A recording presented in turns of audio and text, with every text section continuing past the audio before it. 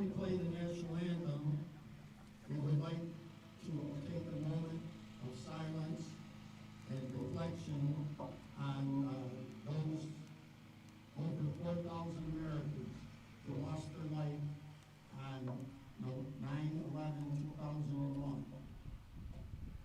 It was a bad day in American history and something that we all need never forget. In a special way, we want to remember Melissa Vincent, who was a Notre Dame graduate who was on the 102nd floor of World Trade Center 1 and perished on 9/11.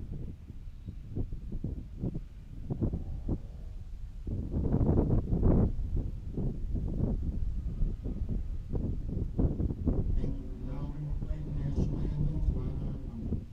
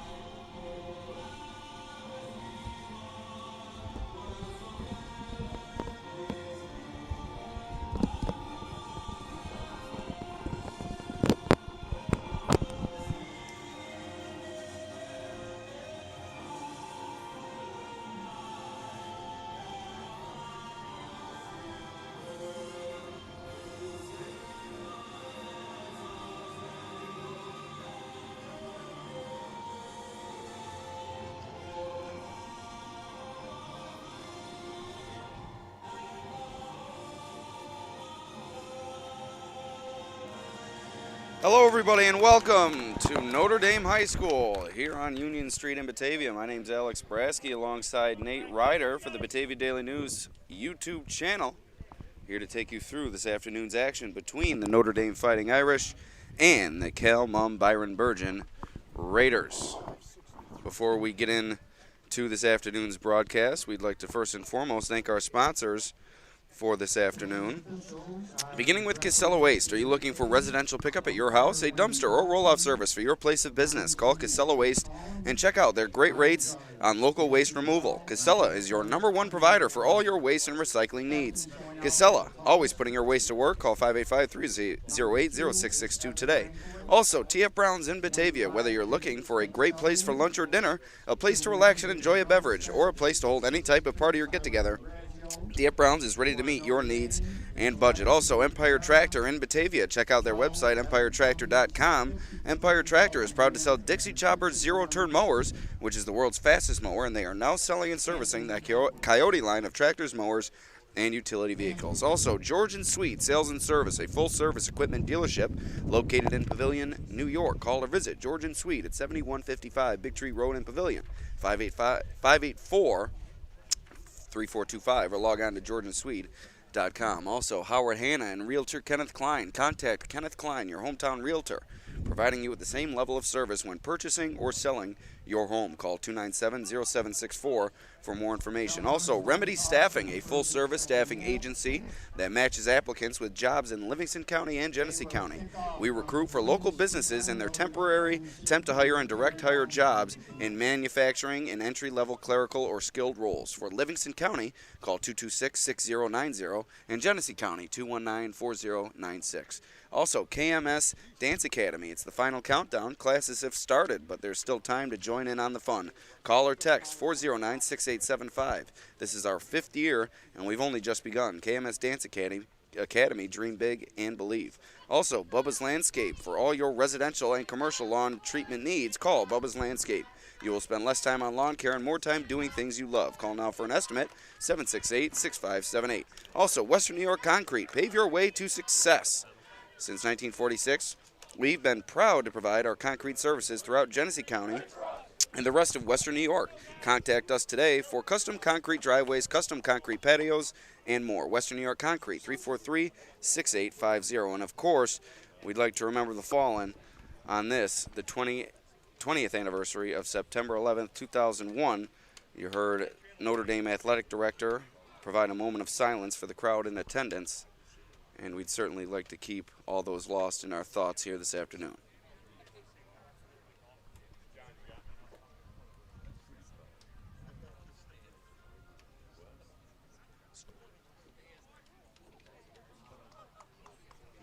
All right, so we're getting ready to go here at Notre Dame High School. Byron-Bergen will kick off to Notre Dame to begin the game. Once again, my name Alex Brasky alongside Nate Ryder. Hello. For the Batavia Daily News. Nate making his season debut on the stream. We'll get his thoughts immediately following the opening kickoff. A beautiful day here in Batavia.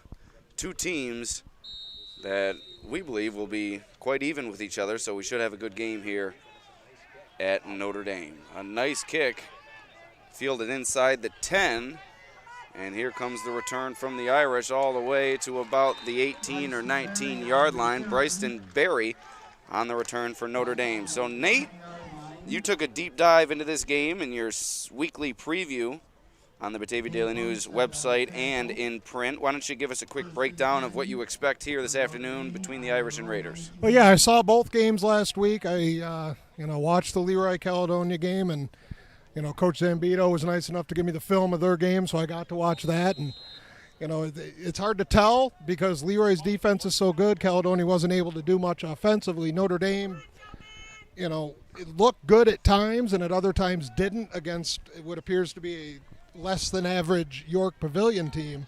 But I think both of these teams are going to be stalwarts defensively. The first one who offensively can get something going, I think it's going to be the key. So here's quarterback Jimmy Finera running to the far side, going out of bounds. A flag behind the play in the area of holding. But no, a personal foul, a chop block, as you see the official Pete McCabe making the call. And that's going to set the Irish back here on the opening drive. And that was really the key that I saw with Notre Dame last week. A lot of penalties. They had a lot of sustained drives, a lot of good plays. They moved the ball pretty easily. But there were false starts, there was holdings, there was, stuff like that they really hoped they would clean up heading to this week. So a 10-yard penalty brings it to a 1st and 20 now for the Irish.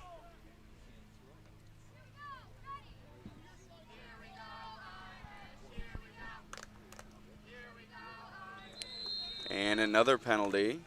We'll see who this one's on.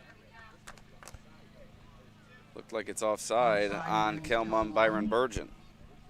Calmon didn't have a lot of penalties last week, and the defense actually held well against what appears to be a Leroy team that's struggling offensively. Their problem last week was just offense. And in a game where we expect these two teams to be quite even, penalties could play a major role if one team's outdoing the other in that department. So it'll be interesting to see if these teams can get themselves together here as we move forward in this first quarter. Finera in the shotgun, takes the snap, takes it himself. Once again, it looks like the same play to the left side, but not as successful. Only about a 2-yard gain for Finera there. I tell you what, there was a heck of a block by Cody Henry on that. He drove a player back about 10 yards on that. Unfortunately for Notre Dame, Finera didn't get. Henry, an interesting player for this Notre Dame team, injured for much of last season. But he started his career as kind of a running back, fullback hybrid. Now he's listed as a tight end. And one thing that has maintained with Henry is his athleticism, a big body and very athletic for his size. You think between him and Kyle Wade for Caledonia, those are going to be the two most athletic guys on the field. And I know Coach Zambito likes to get Cody Henry involved early. Let's see if he does that. He was involved pretty often last week. So Finera takes the shotgun snap. Going deep down the middle of the field. He's got a man. Beautiful coverage there. The diving pass breakup from David Brumstead, the junior. What a play from Brumstead there, Nate. Took away a long gain down the middle of the field from Finera to Berry there. Yeah, definitely. Berry had a few steps on him. Finera just underthrew him by about, looks like maybe a yard or two, and that was a heck of a play, and even better recovery speed on that because Berry had him beat pretty easily right off the line. impressive stuff from the junior defensive back, David Brumstead, early in this game. And they did that last week against Leroy, too. So another penalty here. Notre Dame pointing the Raiders' way. Looks like offside is coming up. No. Yes, offside. He signaled something different. Yeah, that looked like a chop block signal. Hey, it's just their second game of the year, too. So Pete McCabe, also a girls basketball official. He really just gave the block symbol. Yes, he did. Or the block signal, I should say, not symbol. So 3rd and 8 coming up from Notre Dame as they stay in the shotgun here. It's been all Finera in the early going, and once again he takes the snap looking to throw. Pulls it down on the run now, breaking tackles, spinning forward near a first down. If he didn't get it, that's going to be close enough for Notre Dame to go for it on 4th down. We'll see where they spot it. Looks like where that line judge is walking in, that'll be a first down for Notre Dame. The ball is at about the 28, 29-yard line. Are we going to call for a measurement here? Oh, my favorite thing in football is a measurement. Because there's nothing more exciting than a measurement and nothing more accurate than those chains on the sidelines. 2021, we're still using a chain link and 2 sticks to measure the first down yardage. Coach Zambito thought that wasn't a great spot. And it's going to be just short of a first down. So 4th down coming up for the Irish here with 10:06 remaining in the first quarter. It's been all Finera in the early going. A few runs, a few passes, and now a 4th down coming up from Notre Dame as Coach Zambito lets his displeasure. Yeah, I'm going to guess Notre Dame's going for this one. Yes. I'm thinking Finera's just going to try to shove it right up the middle. But it looks like they're coming out in the shotgun once again. And I don't think that was as bad a spot as Coach Zambito thought it was. Looks like it was a little behind, but. So now Finera fakes like he's going to go under center. And now he does go under center, takes it for the quarterback sneak, he's not pushing gonna get forward. But he's stopped as he's driven back into the backfield. Byron-Bergen, a big stop on 4th down. Looked like Jacob Capitelli in there on the stop for the Raiders. Great push by the front of Caledonia Mumford Byron-Bergen. So the Raiders think they have the stop, but are we going to have another measurement here? Oh, great. His Coach Zambito yells 2 bad spots in a row. The first one, yes, maybe he has a point. I don't know about that second one. It's kind of tough with our angle here, but there was still, either way, that was a great push by the Calmon BB front. So a big moment in this game. This measurement could extend or kill the Notre Dame drive, and it kills it. The Raiders take over inside the Notre Dame 30-yard line, 9:51 to go in the first quarter. Good field position for CMBB under first-year head coach Mike Jokupovich. Nate, you spoke with Jokupovich in the preseason. What was the feeling you got from the Raiders' new head coach and what they can expect here in Calmon Byron-Bergen land? You know, he's excited. You know, just kind of like Coach Zambito, he was a lineman. He's a line coach. He loves the line, but he likes what he has coming back. But more than that, he was excited to be a part of the program. He knows the history. You know, he knows the aura of Caledonia Mumford football. As Kyle Wade goes on the run out of bounds for about a gain of 3 or 4. And even though they won just a few years ago with Billy Donegan, the program still isn't where it was back in the 80s and 90s. You know, and he's really excited to try to get this program back to that level. And, you know, he was excited about the turnout. He's excited about the kids he has. And, you know, he was excited to get to work. I know that first game wasn't quite what he was looking for, but he also wasn't preparing for Leroy until about 3 days beforehand. So Wade takes the snap, hands it off. Right up the middle, Jacob Capitelli, a good push up near first down yardage, about 2 yards shy.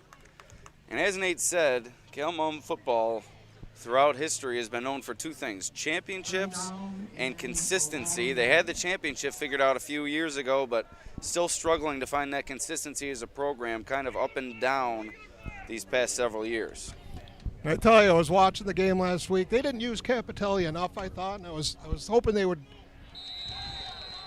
I was hoping they'd use him a little more today offensively, and Hey, for Caledonia, they didn't have a first down last week until the middle of the fourth quarter. They get one on their first drive. So a false start there, another flag. Thought that was my bad. I thought that was offside. Notre Dame was pointing at Byron-Bergen, but of course Byron-Bergen pointing back at Notre Dame. Also so one of my favorite things. You never know. So 3rd and 6 now. It was a 3rd and 1. Now much more difficult of a conversion coming up for Byron-Bergen. Wade takes the snap, hands it to Capitelli. He's got the first down. Capitelli on the carry. Picks up the first down. So a big run there from Capitelli. Fresh set coming up for the Raiders as they're inside the red zone, approaching the game's first points here. They're running it right up the gut on Notre Dame these first couple of plays. Another flag here. Could be another false start. At least that's what Notre Dame thinks. Looked like the left guard moved. False start, so that'll set Byron-Bergen back once again. And as you said, Nate, the Raiders running it right down the throat of Notre Dame here with Capitelli early in this drive, and probably a factor playing into that is the loss of Connor McWilliams, a key part of this Notre Dame defense. Absolutely. He's been out. Emergency appendectomy after missing much of last season with a wrist injury. So 1st and 15, Wade turns around, hands it to Capitelli. In the backfield, a big stop, George Woodruff.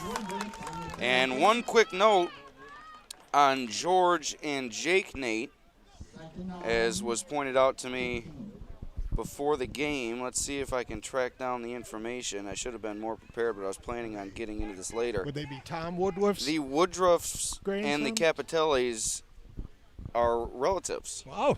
And starting in the 1960s, at least I think they're relatives. I'll get some clarification on that. Hold on one second. Wade rolling out. Looking for room here, trying to find the edge. Knocked out of bounds. And another flag. Maybe a late hit here. Late hit. Coming up on the Irish, and another flag. We got flags and whistles, flags and whistles. You get a flag. You get a flag. Everybody gets a flag. Everybody gets a flag. So after this is sorted out, we'll tell you what I was trying to say there. The other thing I just want to point out, Cody Henry came up gimping after that play. He's trying to walk it off. Looks like an ankle. He had ankle problems last year.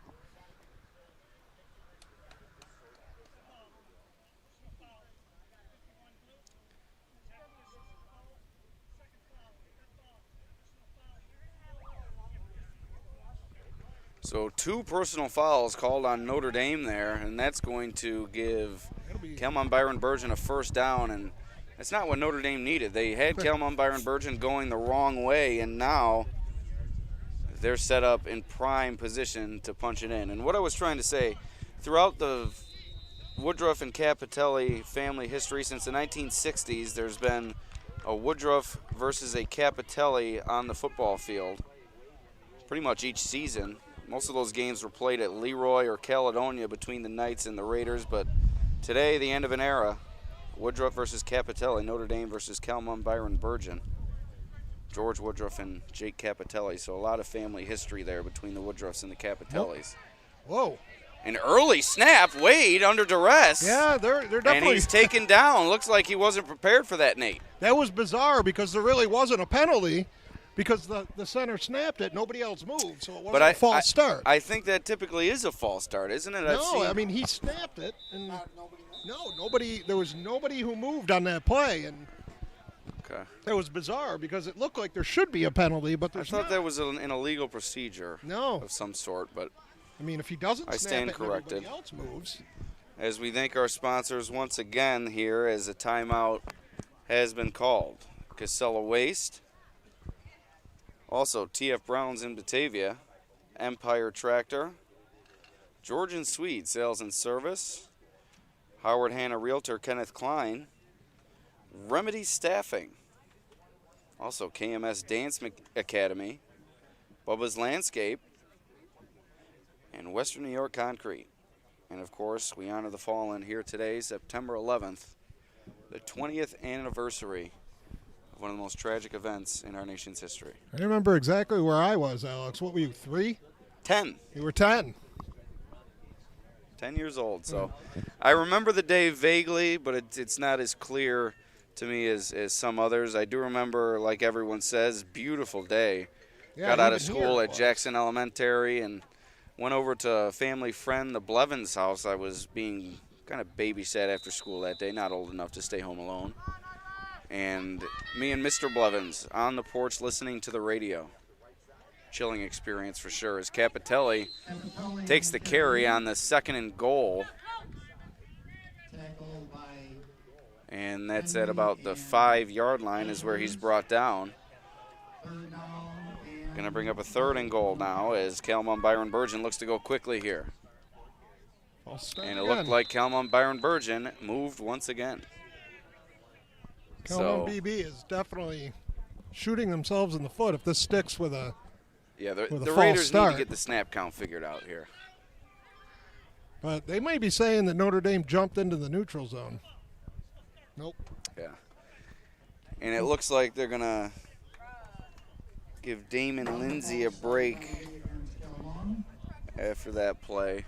I was a junior in college on September 11th. And shows how old you are, Nate. yeah, you know. As if the gray hair and the gray beard didn't say it enough. I was actually in history class, and my favorite professor of all time, Mścislaw Biskupski, Wow. told us that this would be one of the most important days in the history of the country.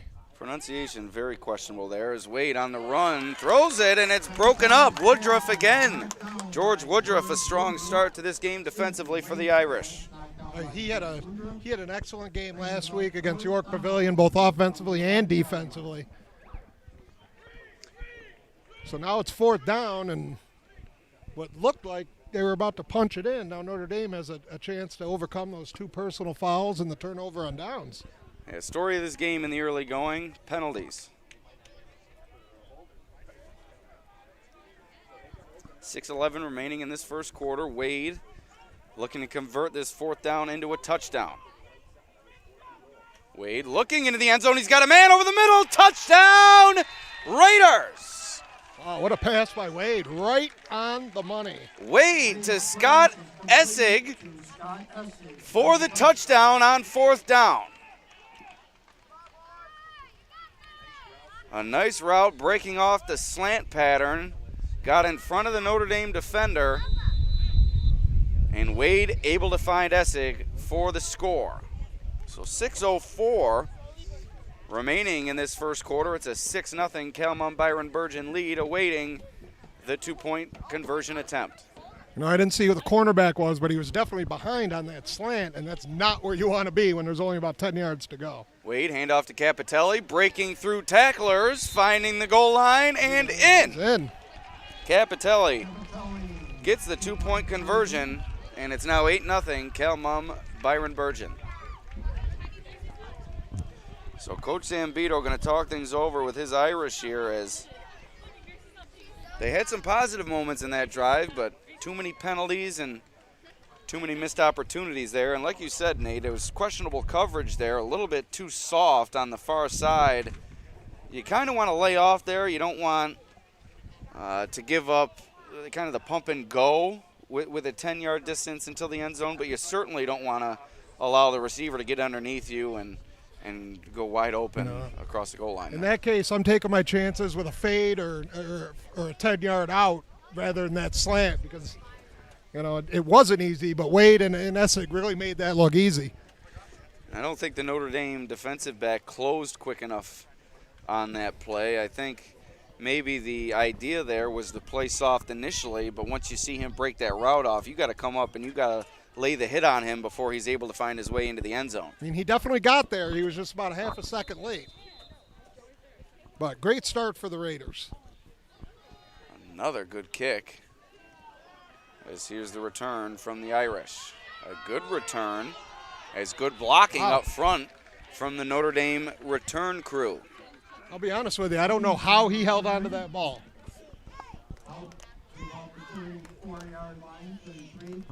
So a solid return. And now Notre Dame's set up with 5:57 remaining here in the first. 1st and 10 for the Irish from about the 34-yard line. You know, I said it the first drive, and I'll say it again. I want to see if Coach Zambito tries to get Cody Henry into this game somehow. Get him the ball out in the open field and let him go to work. Handoff, and a big stop in the backfield. Big number 75, Cedric Bowen, in on the stop for the Raiders. As who was that on the carry there, Nate? I did not see the number because Evan Cummings on the carry, a transfer from Batavia last season, or this season, excuse me, played for Batavia last season. Had a good week 1, Nate. yes, he did, about 80 yards, but that big number 75 kind of clouded his number, so I did not see. I mean, he almost took that handoff right from him. Good penetration there from Bowen. Fanera rolling out on the play action. Looking deep, he had Henry, but he dropped it. So there you are, Nate. They tried to get Henry involved, and a nice throw from Fanera, but right off Henry's hands, that would have gone for a big, big gain. That was a nice throw by Fanera, moving on a run like that, hit him perfect. I think Henry took his eyes off of it before he had secured it there, looking to run. I mean, he was made the gone. catch. He's a fast dude. I don't think anybody was catching him, but gotta catch it first. Yeah, I think the only thing standing in his way between him and a touchdown was the sideline. But that was a nice route run by Henry, and like I said, a great pass by Fanera. So Fanera drops back again, looking to throw. Pump fake going deep. Has a man, but he overthrew him. Ryan Fitzpatrick running free down the sideline, but overthrew him by a couple steps. Oh, a couple near misses there for Notre Dame. So 4th and long coming up here. You don't want to get down on yourself yet. No, especially with all the opportunities they've had. Just haven't been able to really convert on them. See, here's where your coaching staff has to keep your guys in the game. You know, even though you still have the whole, you got 3.5 quarters left. So Henry out there to punt it away for the Irish, sending on a man late, and they're going to be forced to call a timeout. Who called that first timeout, Nate? I believe the first one was Caledonia. So 2 remaining for each side here. As a 4th and 12 faces Notre Dame, 4:54 remaining here in the first quarter. So, Nate, what have you seen from Class D? A couple big games last night, Avon with a big win, and really the story was Alexander. Wow, what a win over Geneseo Mount Morris. Well, yeah, Avon's got, a lot of that team from last year coming back, and they're obviously the team to beat. I did not expect Alexander to put up 63 points like they did. I don't think they scored 63 total all during the spring season. If they did, they weren't much over it. But, it's hard to tell with Oakfield Elba because of the team they played last week, and they'll get Clyde Savannah on Monday. But, I mean, those are the 3, I think, that are right at the top. And I think you have these 2 teams kind of in that second tier vying for a quality seed, maybe get a home playoff game and make their case for a sectional championship run. But it really starts today. Kelman Byron-Bergen in desperate need of a win, and Notre Dame looking to go 2-0. Great play Henry, a good punt and a fair catch from Evan Ranowitz. Story about Ranowitz, Nate. Soccer player his whole life, but last year with the football and soccer seasons being split, he was able to play both, and now he fell in love with the game, and here he is on the football field this season. Yeah, he was, he wasn't just a soccer player. He was one of the better ones on that team.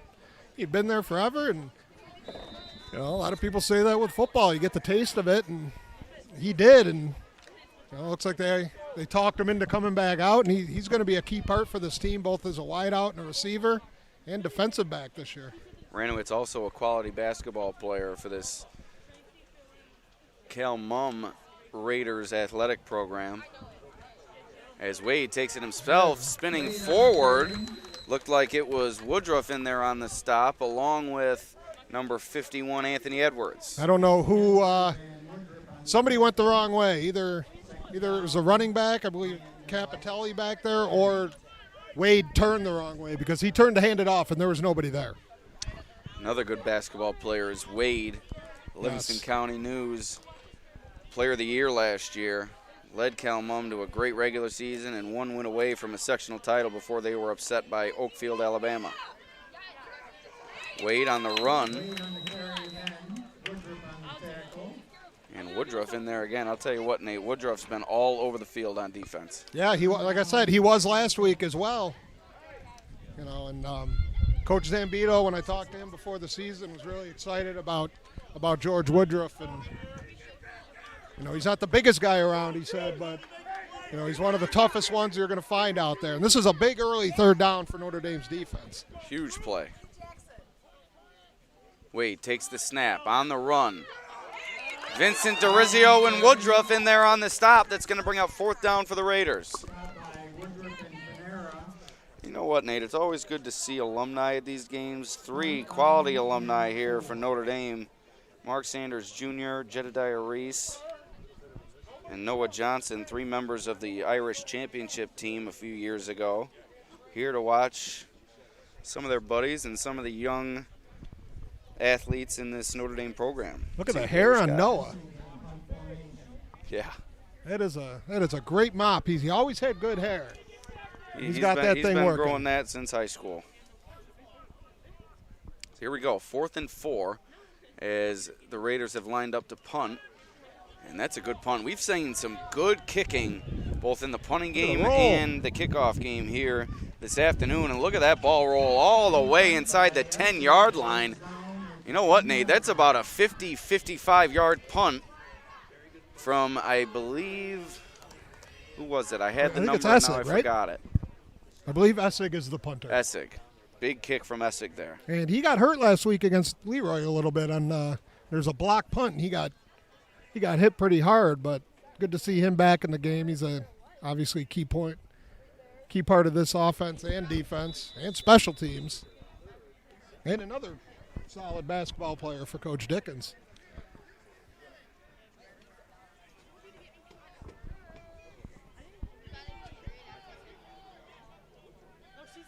Here we go, 2:39 remaining in this first quarter. Fanera takes it himself. Had room to run. A flag comes in after Capitelli makes the tackle.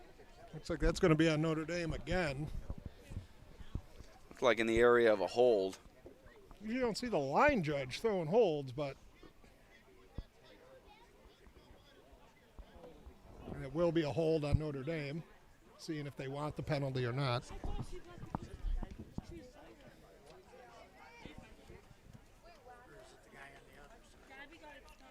So it looked like a hold on Notre Dame, but Byron-Bergen is going to decline it because they already have Notre Dame backed up. That would have only been, I believe, half the distance to the goal situation.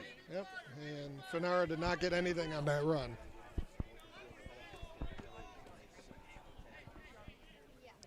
So Fanera in the shotgun once again, approaching 2 minutes to go. Handoff, and hit right at about the line of scrimmage was Bryson Berry. Berry on the carry, picked up about 3, third down 7.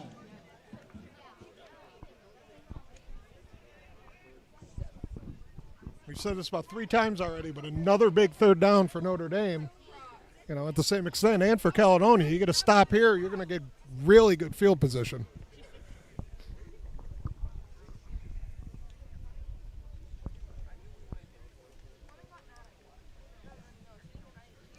So 3rd and 7 here.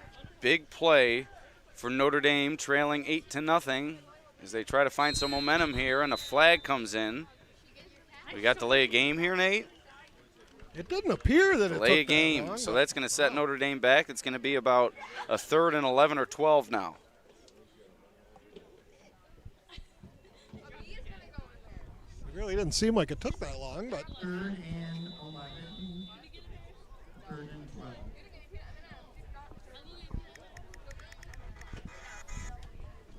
now this becomes even bigger because Henry will be punting out of his end zone if things stand right here. Yeah, they're going to at least have to pick up some yardage here just to give him room to kick. Oh, no, that's not happening. Fanera dropping back, trying to get it away, and it's picked off in the end zone. Touchdown, Raiders. Scott Essig, his second touchdown of the game, one on offense, and now one on defense as Fanera, under duress in the end zone, tried to get it away. Essig was there for the pick and the 6. What a play from the Raiders senior. And disaster for the Irish, Nate. You know, that's such a tough position for Fanera to be in because you don't want to, you don't want the safety, but you really can't process that fast. You just want to get rid of it. And, Essig was right there. Great pressure by the Caledonia Mumford front. They did that a lot to Leroy last week.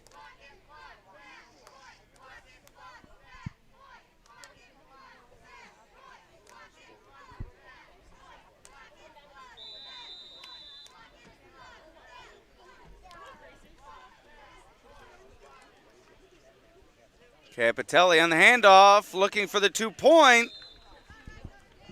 Officials come in looking to sort things out. I don't think and he didn't get there. So 14-0 lead for the Raiders after the huge play from Essig. So we'd like to thank, of course, Casella Waste, your #1 service provider for all your waste and recycling needs. Also, TF Brown's, 214 East Main Street. Whether you're looking for a great place for lunch or dinner, a place to relax and enjoy a beverage, or a place to hold any type of party or get-together, TF Brown's is ready to meet your needs and budget. Also, Empire Tractor, your local New Holland dealer, selling a full range of tractors and farm equipment. Empire Tractor is proud to sell Dixie Chopper zero-turn mowers and is now servicing the Coyote line of tractors, mowers, and utility vehicles. Also, George & Swede Sales and Service is a full-service equipment dealership located in Pavilion. George & Swede has been providing exceptional sales, rentals, parts, and service for over 35 years. Also, Howard Hanna Realtor Kenneth Klein. Contact Kenneth Klein, your hometown realtor. You can count on Kenneth to be there every step of the way. Kenneth Klein looks forward to working with you on your home sweet home. Call Kenneth now, 297-0764 for more information. Also, Remedy Staffing. Remedy is a full-service staffing agency that matches applicants with jobs in Livingston and Genesee County. Remedy recruits for local businesses and their temporary temp-to-hire and direct hire jobs in manufacturing and entry-level clerical or skilled roles.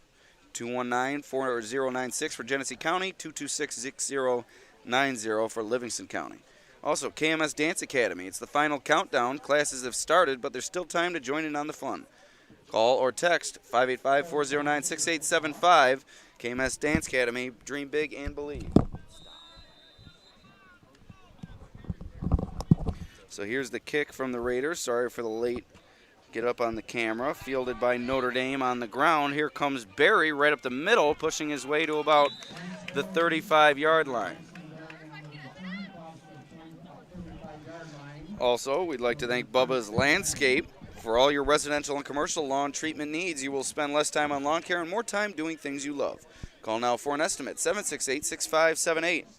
Also, Western New York Concrete, 343-6850. Contact us today for custom concrete driveways, custom concrete patios, and more. That's Western New York Concrete. Pave your way to success. So 1st and 10 coming up for Notre Dame to begin their drive here inside a minute to go in the first quarter.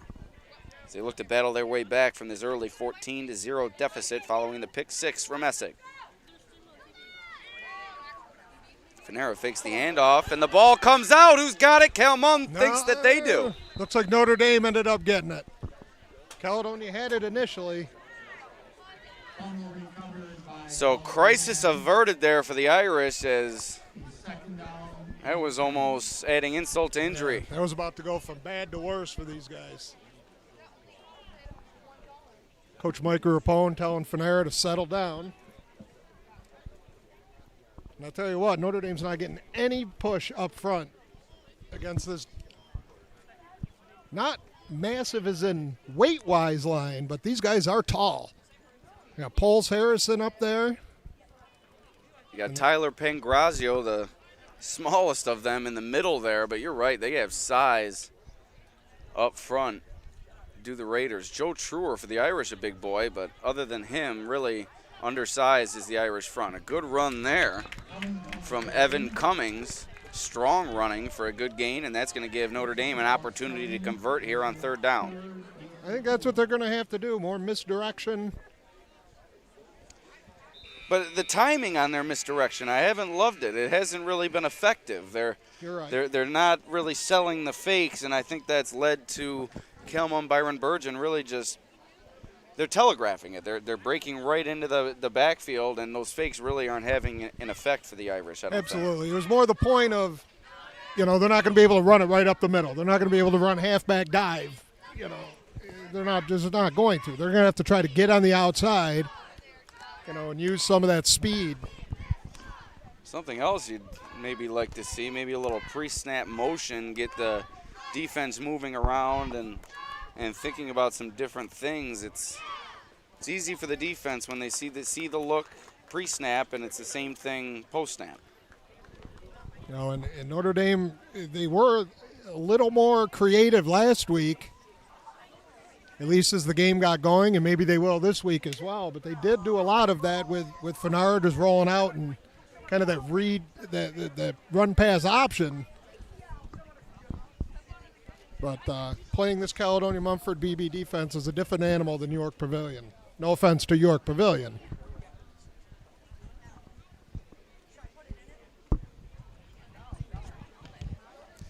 I'll tell you what, we say the Leroy defense or the Leroy offense has struggled this season, but going up against ERG, probably the best team in the class, and now seeing what the CMBB defense is doing against this Notre Dame team, maybe we're underrating the strength of schedule in terms of the defenses that Leroy's faced this year.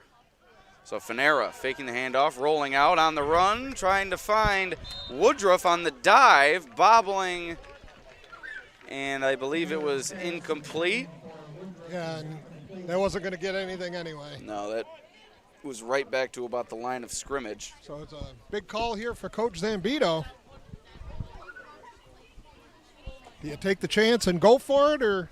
I think you got to kick it here, Nate. I would probably kick it as well, but knowing Coach Zambito the way I do, it looks like he's going to kick it. You've already given Kelmon the short field on the first touchdown, and then you gave him the pick six, which was a 0-yard return as they caught it in the end zone. You can't give them good field position again. And with Henry, a quality punter, as you see there, ball rolling to about the 20-yard line. A good kick from Henry, able to flip the field for Notre Dame here. And I heard the Caledonia bench yelling that Henry's knee was down when he picked up that ball, but from here it looked like he had a little bit of space under there. So here, if you're Notre Dame, you want somebody to make a play. Flip this field and kind of flip the momentum a little bit, because right now this is all Caledonia. And for them, just keep running at them and see if they can stop it. Here we go, 11:36 remaining in the first half. 1st and 10 coming up here. Sorry, as I lost the ball carrier there. Wade, pretty good burst up the middle. About a 5-6 yard gain there.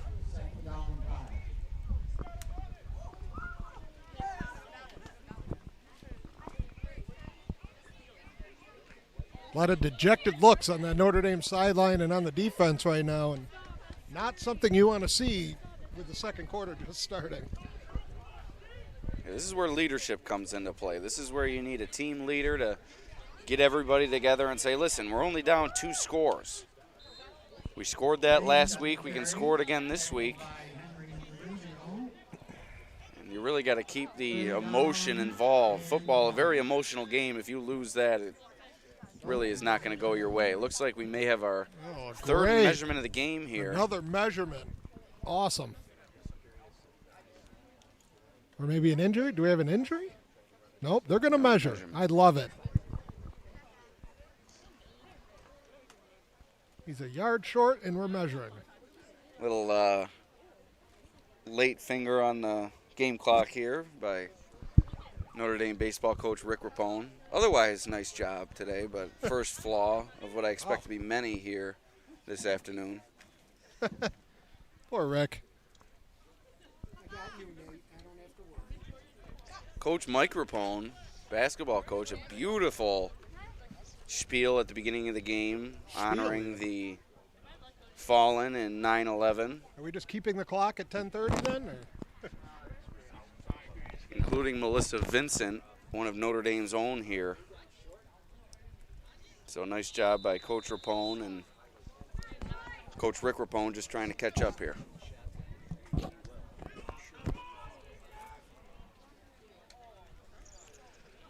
So snap, third down and short. Raiders are going to pick up the first down. Capitelli has looked good running the football, Nate, and you said they didn't use him as much as you'd like last week, maybe due to one Zach Vanderhoof on the other side. He's really a negator if there was one, but he's looked good here today.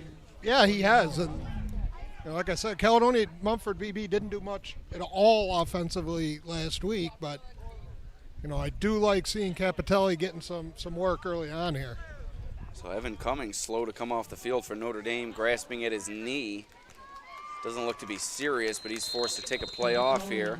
That's another gain for Capitelli of about 4 yards. We have a whistle here stopping the clock. I believe we have an injury.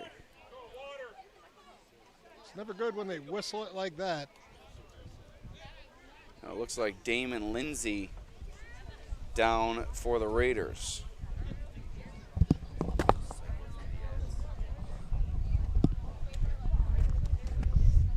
So on our other channel, the Livingston County News YouTube channel, Chris Metcalf broadcasting Wayland Cohocton versus Wilson Magnet.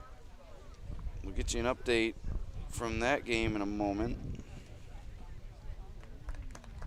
as Lindsay's able to walk off under his own power.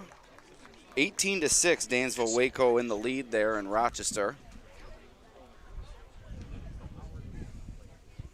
And next week, our stream schedule What do we got? will continue. We'll tell you who we have here.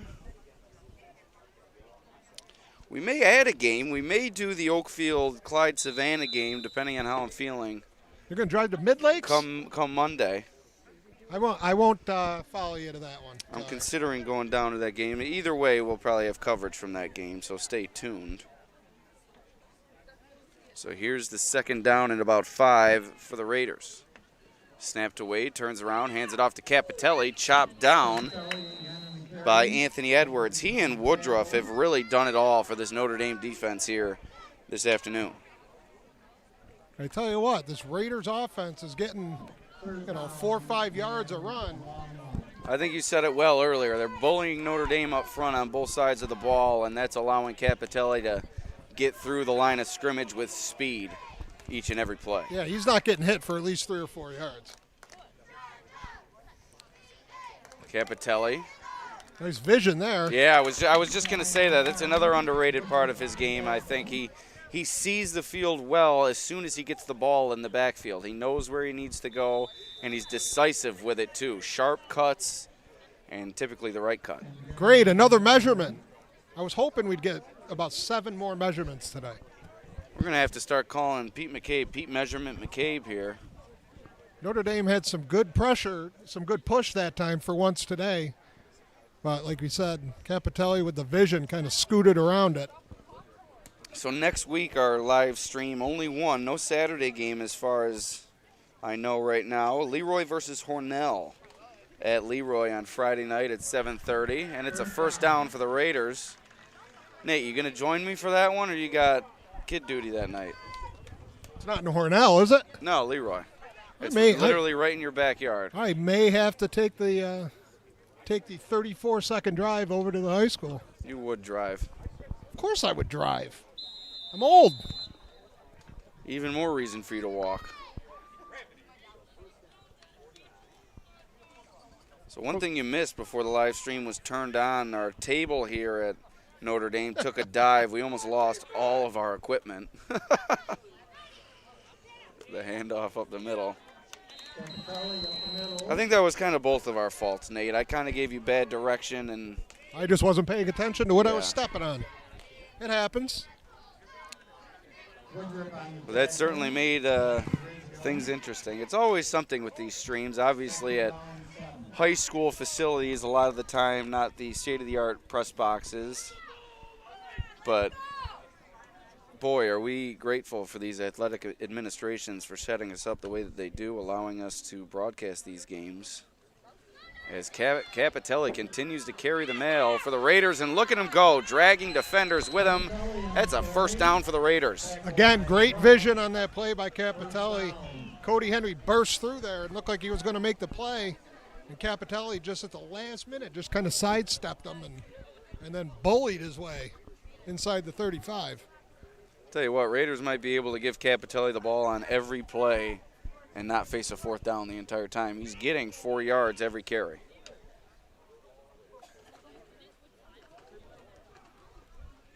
Another thing Capitelli's doing well, he's really getting a good start out of the backfield. Right at the snap, he's moving forward with acceleration. He's not waiting for the handoff. He's attacking the ball and attacking that line of scrimmage. And like you said, he's not really being touched before his initial burst through the line. No, and after those early miscues on the offensive line, they seem to got everything timed up now well. And, I mean, they really are pushing Notre Dame back. Yeah, penalties have really been the only negative for Byron-Bergen today. It's otherwise been a very successful afternoon for Capitelli and company. Hey, I like when I say things before the game and they end up happening. It makes it seem like I know what I'm talking about. They don't pay you the big bucks for no reason, Nate.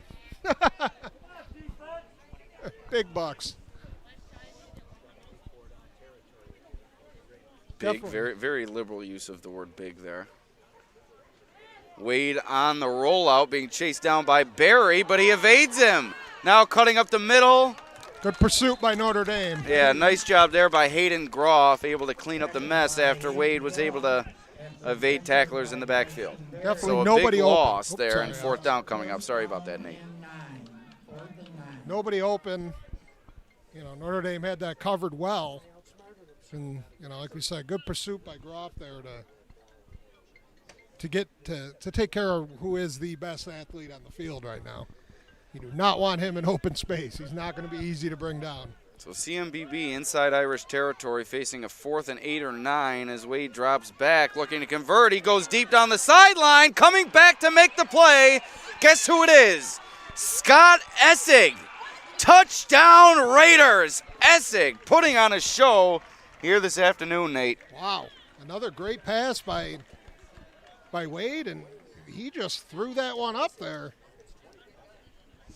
Yeah, I hate to disagree with you. I don't know if I'd call that a great pass. It was good enough. It was a Peyton Manning wobbler that was definitely underthrown, but what a play by Essig coming back to the ball. My goodness. And the reason I say great is because he got hit on that play. Gotcha. Sorry. I'm looking through the camera viewfinder. Yes, no. He got hit right as he let go of that ball. So a great job getting it away, and Essig, a great play on the ball to come back and secure the touchdown grab. Capitelli in for 2. It's 22-0, and Byron-Bergen running away with this one here.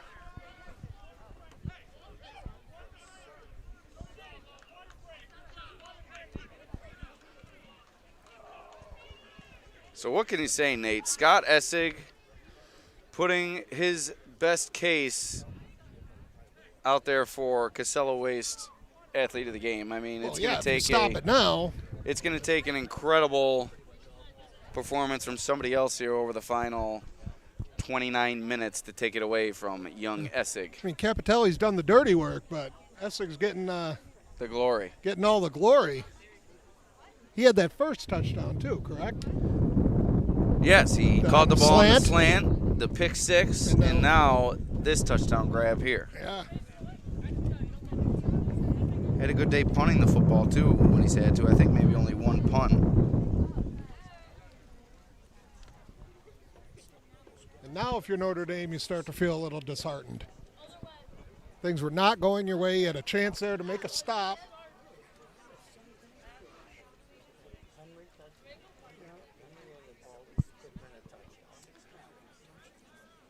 And really the story for Notre Dame has just been missed opportunities and mistakes. Had the ball down the sideline to Henry. That probably would have been a touchdown, Nate. Yep, and they had another long one to Fitzpatrick. Overthrown.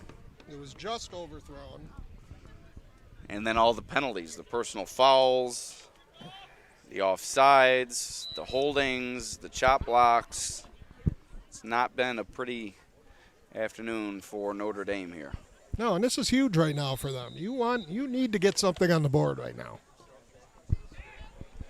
So here's the kick as Fitzpatrick retreats, and it goes off his hands into the end zone. And that's going to be a touchback. Kind of lucky for Notre Dame. They were very close to having that ball at the 1-yard line. Touchback. Brings the ball out to the 20-yard line. This kicking game from Caledonia Mumford. It's been a kicking exhibition here, kicking and punting. And one note for Notre Dame, Evan Cummings remains on the sideline here. He left grasping his knee, and he's been on the sideline ever since. I haven't seen anybody really working with him, so. Yeah, I'm not sure if Notre Dame is a trainer here today. But we haven't seen anyone working on Cummings here. Henry on the reception. Pass complete to Henry. And that's what I definitely expect to see more of. And a Calmon player is down on the field. No, it looked like Ranowitz was down for a moment, but back up. Well, he took the brunt of that hit to Henry, and that's not always fun. He's a big kid and a strong kid.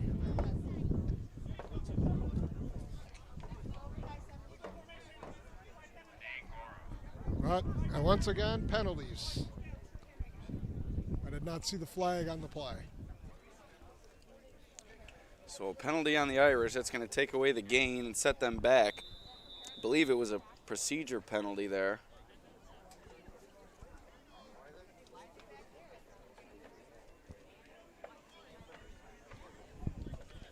That's been the story of this first half for Notre Dame. Had a nice play there, and it's called right back.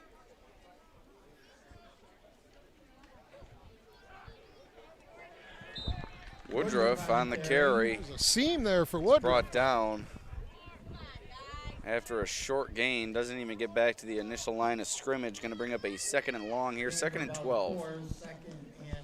And there you see Cummings on the sideline, helmet in hand. An important player for this team. Lost already in the first half. Yeah, I really don't know. We saw him gimping around a little bit, but he seemed okay. Yeah, and like you said, it's not like anyone's been attending to him.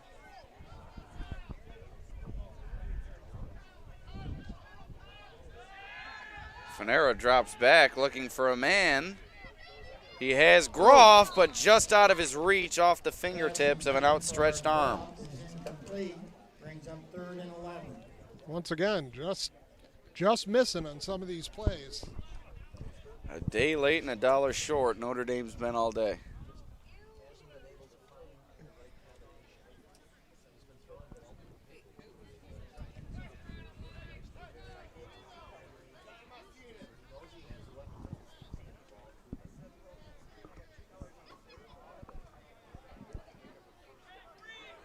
I think if they get anywhere near first down here, Coach Zambito is going to go for it.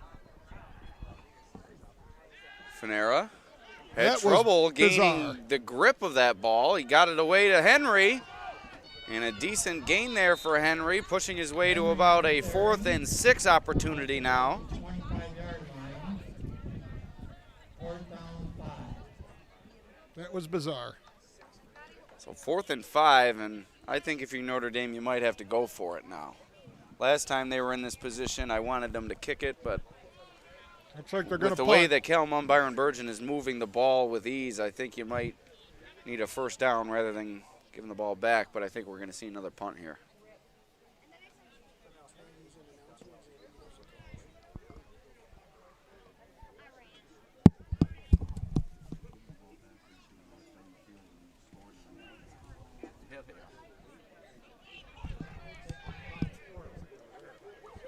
So it takes a Notre Dame bounce. Ball is down at the 35-yard line. First and 10 for Caledonia. Definitely impressed with the way this Caledonia Mumford BB team has come out today. Spirited, controlling every aspect of the game. And they have just taken the wind out of the sails for Notre Dame. You could just see it in their faces. Right now, if Coach Jokipovich is true to his word and wanting to get back to those old teams, he's going to put the pedal down right now. He's not going to mess around.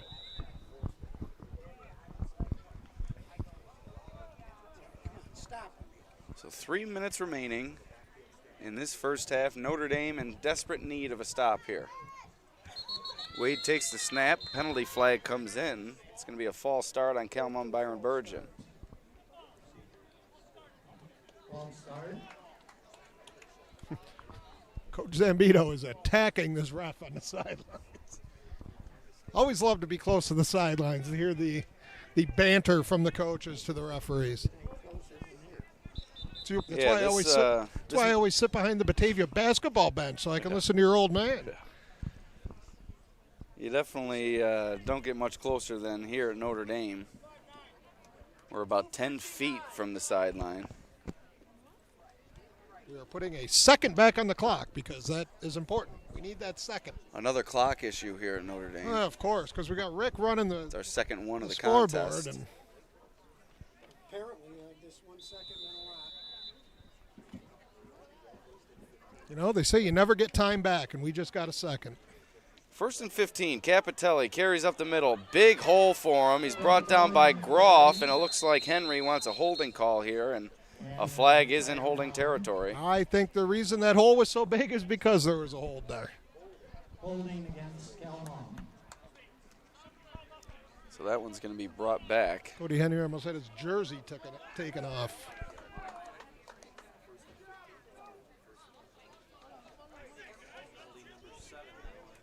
I said this before, but Notre Dame needs somebody on that defense to make a play. They don't care who.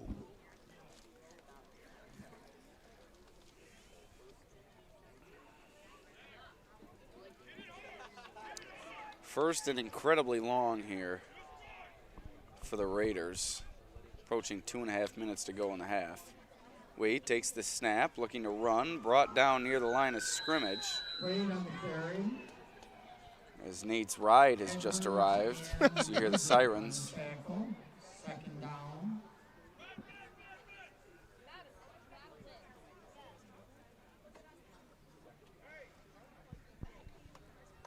Second and 21.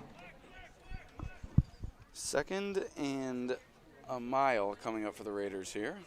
2 minutes to go now.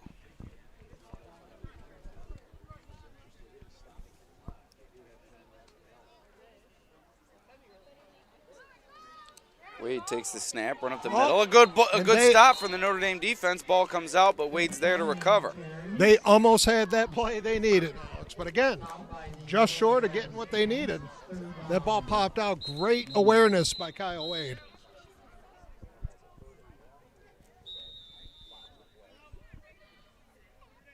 Timeout, Notre Dame.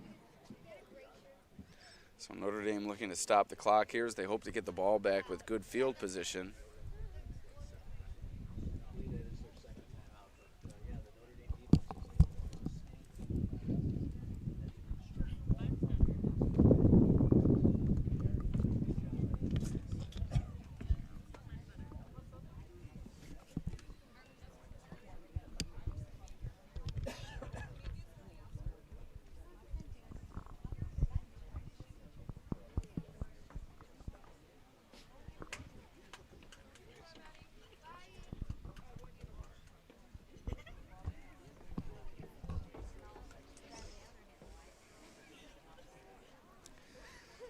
So a timeout on the field, 1:37 to go here in this first half. 22-0, Byron-Bergen in the lead. Once again, we'd like to thank our sponsors, Sella Waste, also TF Browns, Empire Tractor, George and Swede Sales and Service, Howard Hanna Realtor, Kenneth Klein. Remedy Staffing. KMS Dance Academy. Bubba's Landscape. Bubba. And Western New York Concrete Corporation. So the final 137, Kalmar Byron-Bergen faces a 3rd and 22. Let's see if Jokipovich decides to go to the air and try to get a little yardage here, or just run it and make Notre Dame use that last time out. Wade, handoff. That's Ranowitz, spun down by Barry. And another timeout called by Notre Dame. Hey, and if you're Notre Dame, you like to see this. Not just that they got the stop, but, a little spirited effort here. Let's tell you a little bit more about these sponsors here, beginning with Casella Waste, your #1 service provider for all your waste and recycling needs. Call 308-0662 today for a quote. Also, TF Brown's right here in Batavia, whether you're looking for a great place for lunch or dinner, a place to relax and enjoy a beverage, or a place to hold any type of party or get-together, TF Brown's is ready to meet your needs and budget. Also, Empire Tractor, we're here to help you grow. Check out their website, empiretractor.com, or visit in person right in front of the Genesee County Fairgrounds. George & Sweet Sales and Service, a full-service equipment dealership located in Pavilion. 584-3425, or log on to georgeandsweet.com. Howard Hanna Realtor, Kenneth Klein, 297-0764. You can count on Kenneth to be there every step of the way. Also, Remedy Staffing, full-service staffing agency that matches applicants with jobs in Livingston and Genesee County. KMS Dance Academy, classes have started, still time to join, 409-6875. Bubba's Landscape, all your residential and commercial lawn treatment needs, and Western New York Concrete, concrete driveways, concrete patios, and more, 343-6850. So here comes the punt from Essig on 4th and 24. Back to return is Barry. See if he can put Notre Dame in good position here. Essig has a boot. They almost got to that. And another good roll for the Raiders. Wow, what a punt by Essig.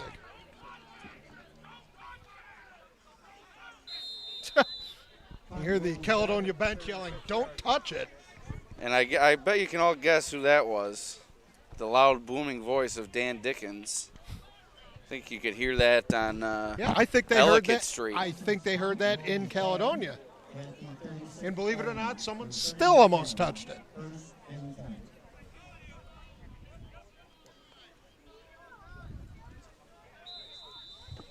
No timeouts here for Notre Dame. And So a pretty long way to go, about 70 yards to definitely Pater. for an offense that hasn't moved at all, basically. I'm not even positive they have a first down yet, Alex.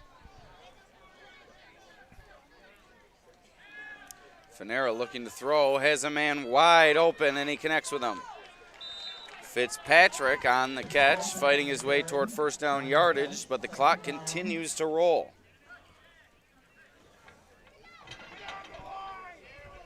And now you hear the loud booming voice of Coach Zambito telling his team to get on the line as they look to hurry things up here. So here's Fanera looking out. Oh, What what a a big hit stick. delivered by Ranowitz as Groff looks to have the first down. But boy, Ranowitz can pack a punch, can he? Yeah, for a small kid. I do remember Coach Dickens last year telling me, how strong of a kid and how tough of a kid he is, despite his size.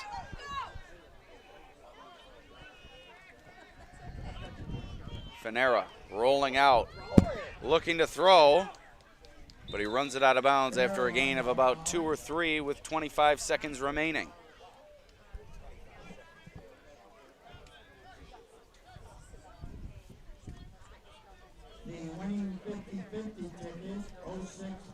I forgot to play my 50-50.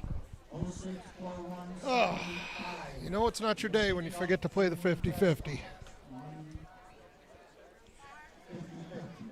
$215 the pot here. Man, that could have gone to my payment to Chris Metcalf for our friendly wager on this game today. So 25 seconds to go. Time winding down on the play clock. 5 seconds left as Fanera finally gets the snap off, throws it near the sideline. Groff on the reception. There's Ranowitz again to make the tackle. Notre Dame looking to get at least one more snap off here as they're near the first down. 2nd down now, just over midfield. This could be the final play of the half. But no, Notre Dame spikes it. And now I believe they'll have one more play with 8 seconds to go. You know, it's really kind of helter-skelter out there, but Notre Dame might want to think about going to this in the second half. It's the best they've looked all half offensively. I'll tell you what, you see that often in the NFL. Teams can't get anything going, and then they go to their 2-minute drill down the stretch, and they begin to come alive. I think you're right. Something needs to change for this Notre Dame offense. They've not been able to get anything going against this Calmon Byron-Bergen defense. You know, and granted, running this style of offense in high school is going to be prone to mistakes, but at this point, what do you got to lose? 8 seconds remaining. Fanera flips it out to Barry. Wide receiver pass going deep to Groff. All right, that's going to be But it's too long, and we have 2 seconds remaining. A flag behind the play. I think we may have illegal, 2 forward passes yeah, here. that's an illegal forward pass. Good idea by Notre Dame, but that was definitely thrown forward. Yes, Barry was across the line of scrimmage. That will be a loss of down, I believe. I don't believe he was across the line of scrimmage, but that ball went forward from Fanera to. So 2 forward passes there. And I think that's going to be a loss of down. So it's going to bring up 4th down, but Notre Dame will have one more play remaining, I believe.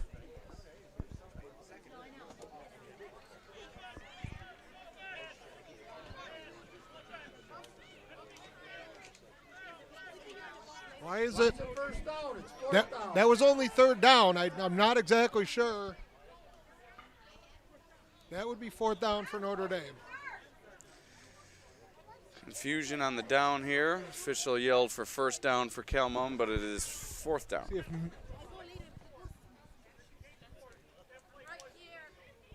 no, that was. So the officials had that play as 4th down. The box on the other side had it as 3rd down. I believe we did too. We had it at 3rd down. There was the run by Fanera, and then the pass out here. And they definitely got that one wrong. Oh wait, no, that was 4th down because they clocked it. The spike. We forgot the spike. They clocked the ball, so that was 4th down. So you had the run from Fanera, you had the pass to Groff, And then the clock. you had the spike, the 4th and then down you play. had the play right there, the illegal forward pass. Yes, that was the correct call. Forgot about the spike. Little victory formation here going into halftime. Love it. Yeah, 2 seconds remaining, 22-0 lead for Calmon Byron-Bergen. That's going to do it for the first half. We'll take a quick break here on the Batavia Daily News YouTube channel. Alex Brasky and Nate Ryder will be back in a couple minutes for the second half. Can you do the cycle thing again?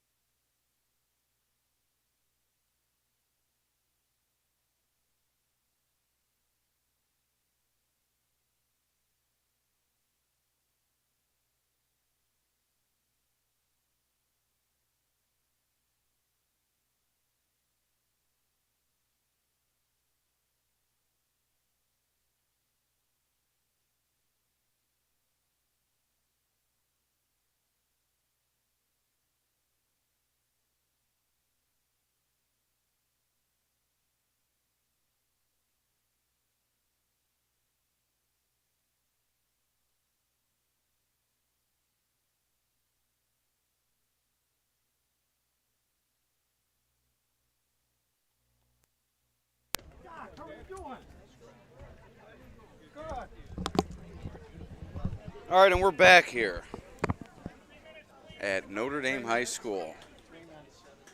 Byron-Bergen taking it to the Irish, 22-0 behind the performance of a lifetime from Scott Essig. 2 receiving touchdowns, along with a pick 6 for Essig. He's really carried this Byron-Bergen team to this sizable lead. Also, Jacob Capitelli has carried the mail for the Raiders offensively. He's had a fine afternoon running the football, so if Notre Dame hopes to come back in this game, they're going to have to start to slow down Capitelli, and they're going to have to stop the big plays being created by Essig. Once again, Alex Brasky, Nate Ryder here with you for the Batavia Daily News YouTube channel. It's a beautiful day here in Batavia. It is. It's a little chilly. I can't believe you don't have the winter hat on. And you know, I feel good, Nate. I feel good. It's only like 72. That's usually where you start getting into your uncomfortable zone. But that jog I had to take at halftime to trot on over to the bathroom really got my juices flowing. So here we go. Third quarter underway. The kick from Notre Dame. And it's Ranowitz on the return. Ranowitz with room to run, breaking to the outside, but he's pulled down. But I want to see if there's a little fire in this Notre Dame team in the second half. See if anybody steps up and, you know, gives them a little leadership, a little motivation, you know. Yeah, the body language and everything from Notre Dame really has not been positive today. From the very start, they went down early, and they really haven't been able to recover emotionally. And we saw that a lot last year, too, even though, you know, to their credit or whatever, they did have a lot of injuries last year, but we did see that a lot. They would get down in games, and that would be it. You'd like to see them fight a little bit more this year. So it does appear as if Cummings is back out there for Notre Dame. He missed much of that first half with that knee injury, but back out there. Yeah, really, honestly, I don't know what it was. You know, honestly, you never know. Maybe, you know, he did something that the coaches didn't like and said he was going to sit the rest of the half. You never know. But for Notre Dame, good to see them out there. But again, Caledonia just right up the middle, just pushing Notre Dame back.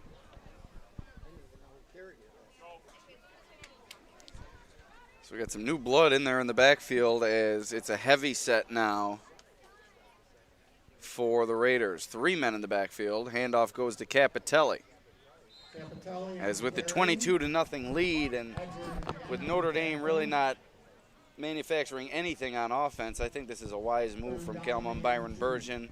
Work the clock. You've been running the football successfully. Just pack it in, continue to run the ball down the throat of the Irish, and like I said, halftime tick off that clock. You know, like I said, Coach Jokopovich being a former lineman, you know, played at Alfred. You know, he was an All-American lineman. He sees what his line's doing, and he's like, all right, we're just going to shove it down your throat until you can stop it. You also have Anthony Leach and Bobby Poles Harrison in the backfield.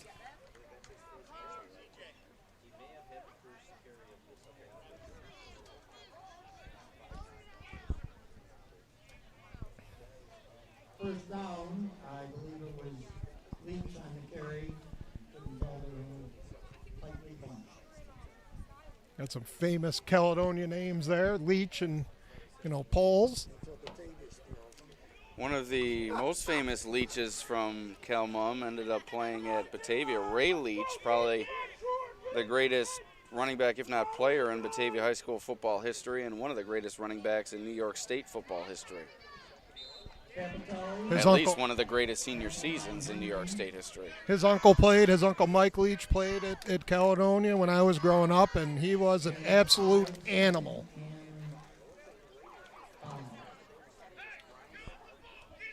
You see guys from Leroy, they didn't get scared of much, but they didn't really want to hit Mike Leach.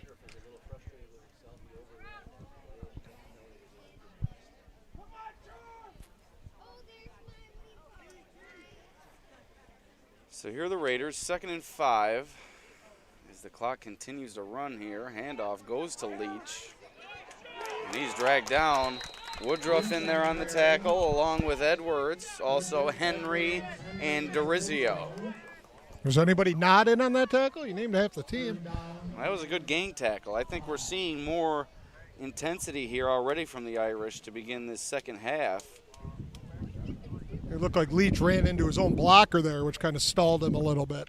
This is a big play in the game. Hey. 3rd and about 4. If Notre Dame can come up with a stop here and a score on the other end, they can work their way back into this one.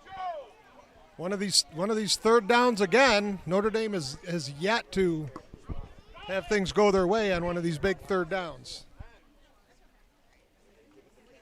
Capitelli they right don't up this the time middle. either. That's a first down. Dragged down by Groff, but not before a gain of about 12 yards. Tackle by Thornley and Roth. Caledonia is just saying, here, stop us. Sorry, Caledonia Mumford, Byron-Bergen. And Notre Dame has been unable to.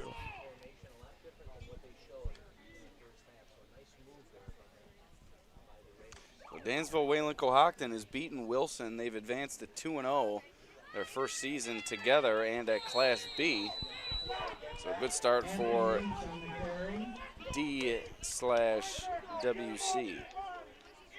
So good stand there from the Notre Dame defense. That's going to bring up a 2nd down and about 9. Second down and 10. I tell you what, even if Caledonia doesn't score here, they've done what they wanted to. They're going to take off half this third quarter. And like you said, we're the Notre Dame offense that hasn't done anything. That's a win for them. And the way that Cal Mum's been moving the football, it really bodes well for kind of a chewing the clock offense. They've just been not really breaking off big gains, but 4 yards, 5 yards at a time. And it's good to see. Last week, I think they had 19 total rushing yards on 25-26 carries against, obviously, which was a much better Notre Dame or Leroy defense. So Leach still on his feet as Edwards and Groff were there, but Dorizio had to come in and clean things up at the end of the play. A little bit of a conversation here after the play between Leach and Dorizio, but McCabe in there to settle things down. You just heard somebody yell, "Shut up," to Leach. And I tell you, Rizzio's a little firecracker. Remember, he was a firecracker on the baseball field. And I apologize. I've been calling Pulse Harrison Leach. That's my. Pulse Harrison is 32. Yeah, believe. that's my fault. 30 and 32. Leach is in the middle, number 30. Pulse Harrison, number 32. So that's my apologies there. As we've seen Pulse Harrison really have a good drive here carrying the football. He's shown great ability and strength. And that's a huge penalty against Notre Dame. Makes us a rather easy, at least the way they've been running it, 3rd down for Cal Mum. Cummings once again out of the game. So injury trouble at the Class D level, never an easy thing to navigate through. Could you stand? Capitelli taken down by Woodruff. Woodruff's had a good game, Nate. Yes, he has definitely played well on that defensive end. Oh, great. Another measurement, Pete. Measurement McCabe. Because nothing ruins the flow of a football game like the chain gang measurement.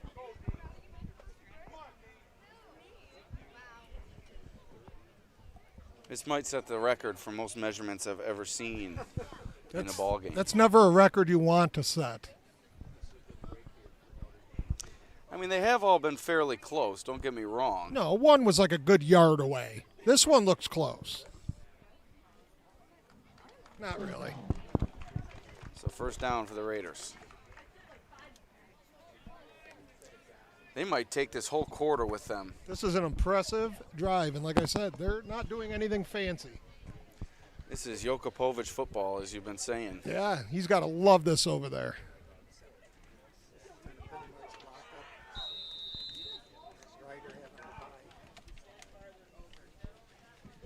This is all the conditioning that they went through this summer. When I went over there this summer, it was about 95 degrees, and they were out there working. Wade rolling out, looking to throw, has Harrison down the field, wide open for the touchdown. So you've heard from Bobby Poles Harrison. Now that's Mark Poles Harrison for the touchdown. Play action, roll out from Wade, and a beautiful pass to Poles Harrison for the score. It's now 28-0. Yeah, they had that all day long. They've been running it right down the middle, just a simple play fake and roll out. And Poles Harrison's a big boy out there. He's tall, and just throw it up there. He's likely going to go get it. And he didn't really have to go get that one. He was wide open. Not great coverage from Notre Dame, as it looks like they bid on the play action fake.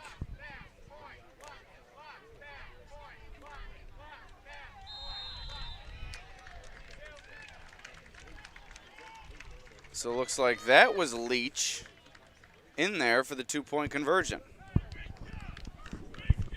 So it's now 30-0.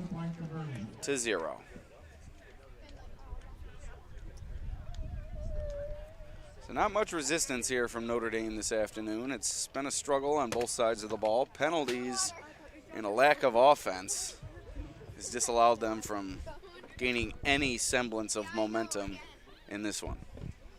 No, there's been a few plays here and there, and well, it seems like there's a glimmer of something that they're going to try to hold on to, but then there's a mistake, there's a penalty, there's a big play, there's a misplay, and give all the credit to Caledonia Mumford Byron-Bergen. They came out here ready to play, knew what they wanted to do, and they're executing. They, other than the penalties on that first drive, they cleaned those up really quick, and they have just been exceptional here today.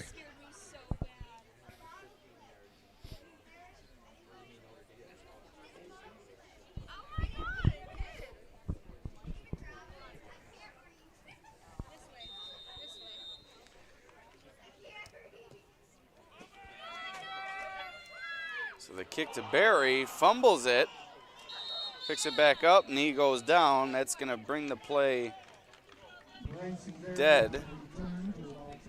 So 5:20 remaining here in the third. Notre Dame's going to take over 1st and 10 at their own 20. See Cummings going out for Notre Dame. He is hobbling good.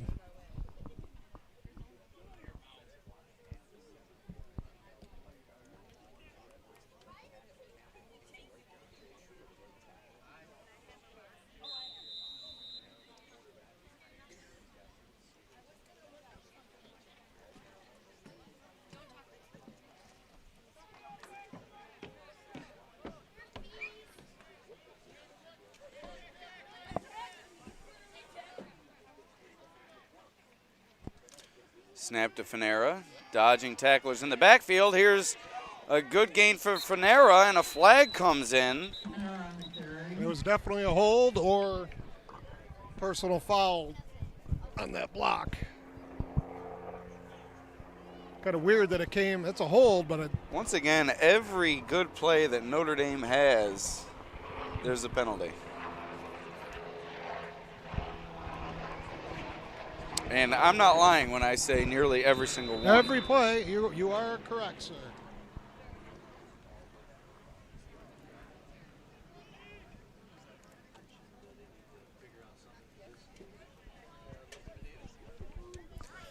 So despite the dismal effort here today, the season's not over for Notre Dame. They still have a chance at a sectional berth, obviously, early in the season.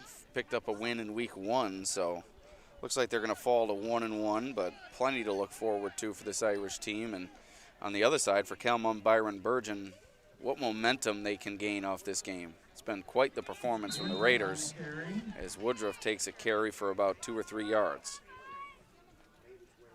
Tyler Congrazio among the tacklers for Calmon. Stagnant is a good word to describe the Notre Dame I like that offensive word. attack this afternoon. I'm not sure if they've reached more than 50 total yards here this afternoon. No, they're getting nothing going with the running game. And like we've said a couple of times, those passes have just been just off the mark. And Finera going deep here. Jump ball. It's picked off. David Brumstead, you saw the great play from him in the first quarter. Another great play here in the third, and he comes away with the interception with 3:43 remaining in the frame. Calmon Byron-Bergen with a golden opportunity to add to its 30-0 lead. Brumstead has been impressive in coverage.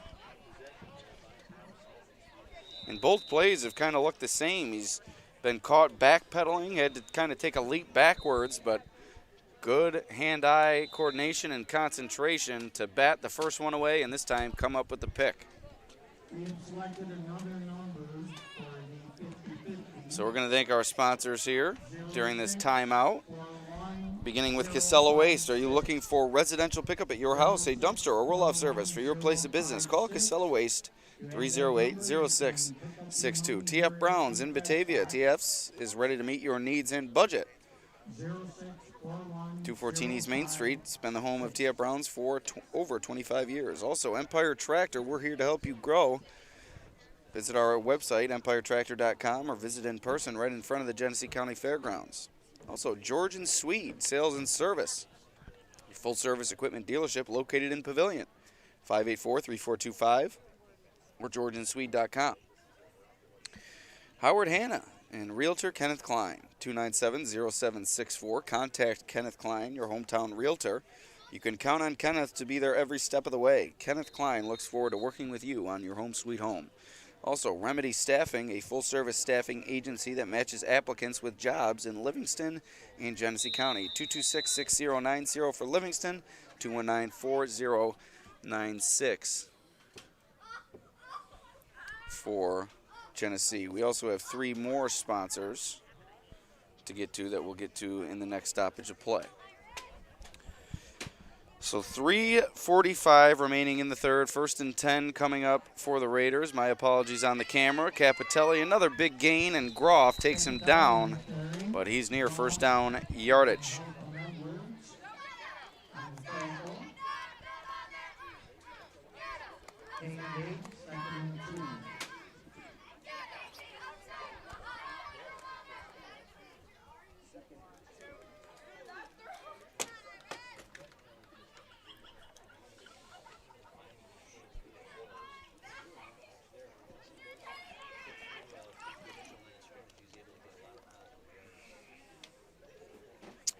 Capitelli behind Wade. He gets the handoff.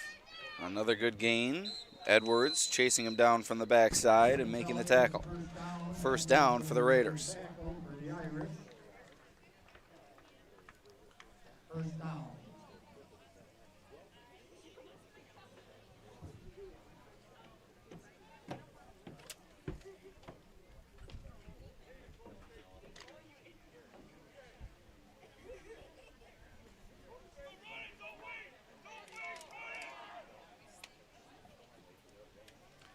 Snap, handoff to Capitelli. DeRizio coming in along with Edwards to make the tackle.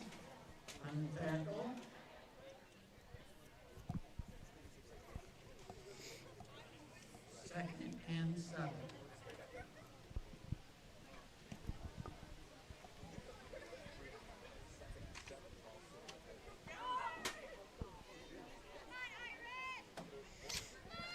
So 2nd and 7 coming up for the Raiders, leading 30-0, closing in on the end zone once again here.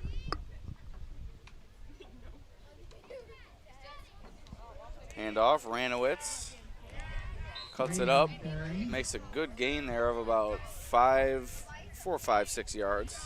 Tough to tell on this angle with the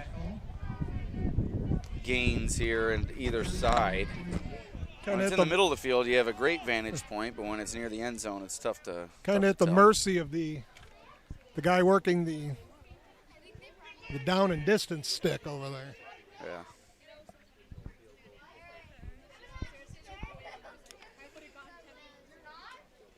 High snap. Wade picks it up off a perfect bounce, and I guess that's just how things have gone for Calmon Byron-Bergen today. A high snap. High snap coverage. The oblong football falls to the ground and bounces perfectly right back up into Wade's awaiting arms. Oblong. I think that's the right word, No, I right? believe you're right. It's not a word I've heard. I heard it the other day because someone posted a video on Twitter of a college football fumble, and they said it always amazes them how humans came up with the dumbest shape in history for the ball in football.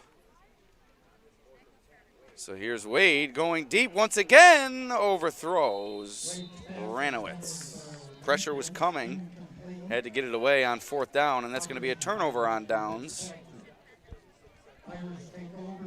as the Irish take over 1st and 10 from about the 23.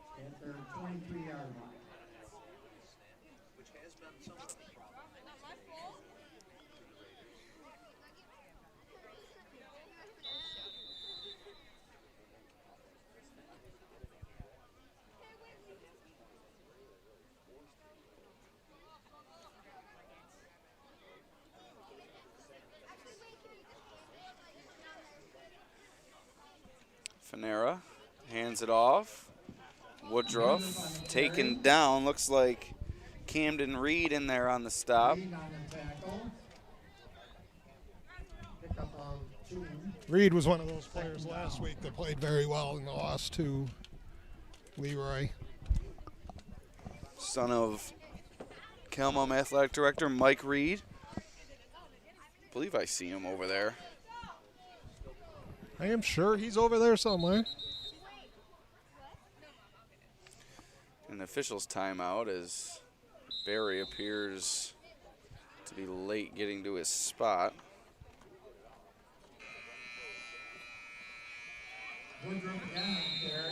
And the third quarter has come to a close.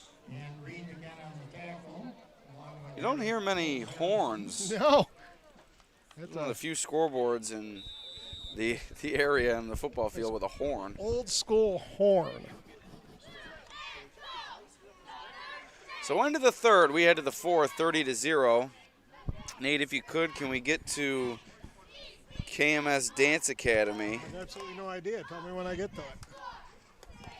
Because it's the final countdown, Nate. Did you know that at KMS Dance Academy? I hate that song. Great song by Europe. Terrible song. It's a terrible song.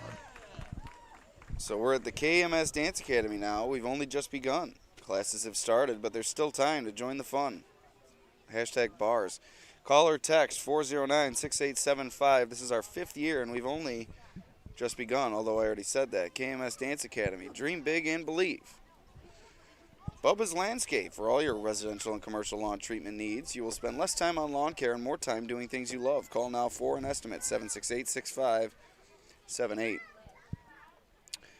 Western New York Concrete Corporation. Pave your way to success. Since 1946, we've been proud to provide our concrete services throughout Genesee County and the rest of Western New York. Contact us today for custom concrete driveways, custom concrete patios, and more. Western New York Concrete, 343-6850. And once again, we remember the fallen, September 11th, the 20th anniversary here today. Visit thedailynewsonline.com for all the coverage of today's somber anniversary.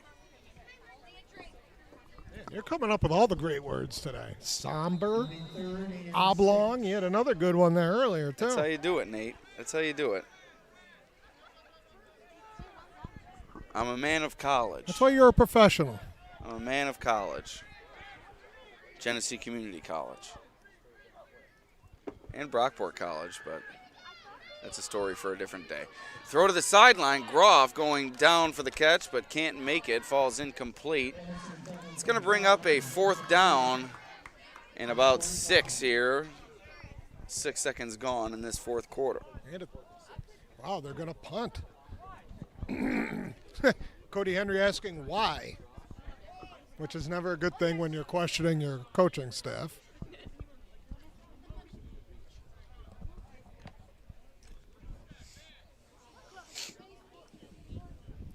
I think what Coach Zambito is thinking here is his offense hasn't been able to do anything. Maybe their best opportunity is up, and it looks like we're experiencing some connectivity issues here, Nate. Uh-oh. Oh, no, they seem to have gone away. The icon came up for a moment.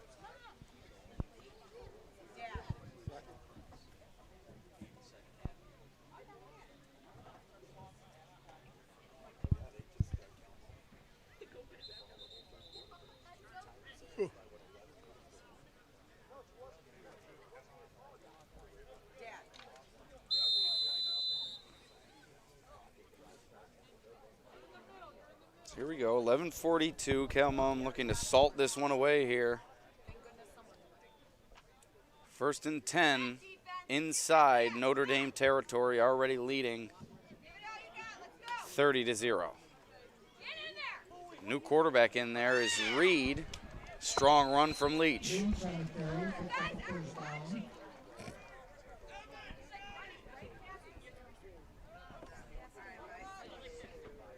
Upset fan in the stands.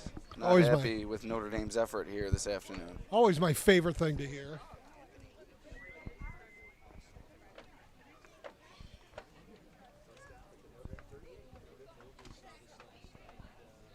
Notre Dame legend Mike Pratt making his way off the premises.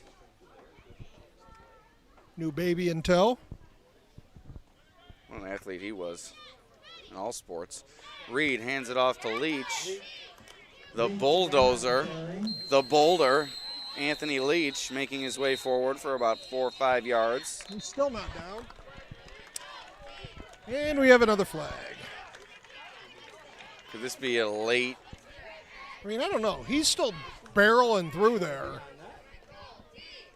I mean, I know technically, but.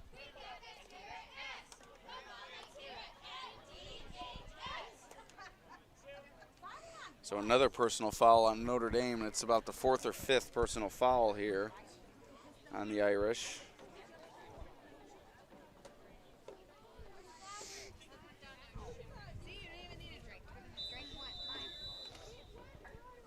Tell you what, next time we come here, I'm gonna bring a pad, nice seating pad. These old wooden bleachers are kind of. I think next time we come here, we're gonna arrange this a little bit better. We're gonna have more time and. We'll figure it out, Nate. Don't worry. I mean, I'll tell you, it's not horrible. Reed collects the high snap. Reed with a nice play on the high snap. Definitely not horrible. Just a little rough on the derriere, that's all. It was like my trip to the National Baseball Hall of Fame induction earlier this week. In the photo pit, they had wooden benches set up.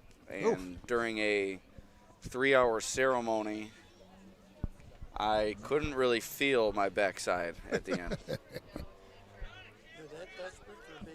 No love for the photographers, huh? Derek Jeter, part of the induction ceremony, obviously one of the greatest players of all time, as any intelligent sports fan would tell you. Just makes me feel old, Alex. Still remember his first game. We'll run down a few of Jeter's accolades for those doubters out there. 3rd down.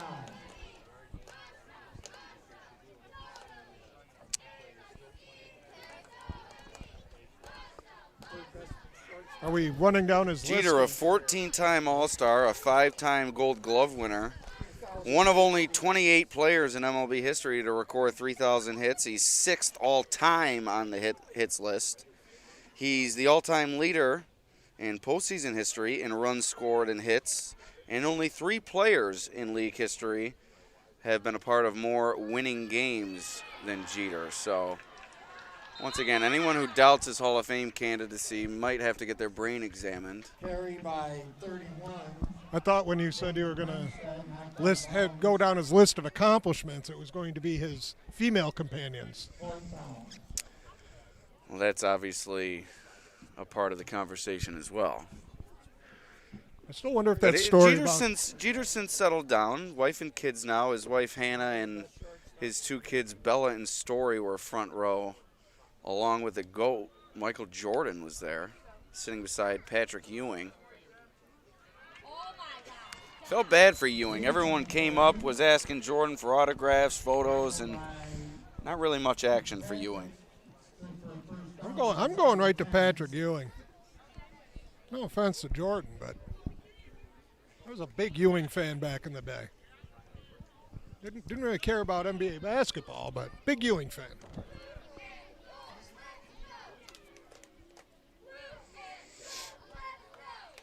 Yeah, Jeter gave a great speech. Thanks Yankee fans, his family, teammates, fellow Hall of Famers. Really a great job by him and the entire Hall of Fame. It's my second time attending an induction ceremony. Mariano Rivera's and now Jeter's. They do a great job there in terms of organization and all that. I've been to the Hall of Fame, just not to a ceremony. I've been to an NFL ceremony.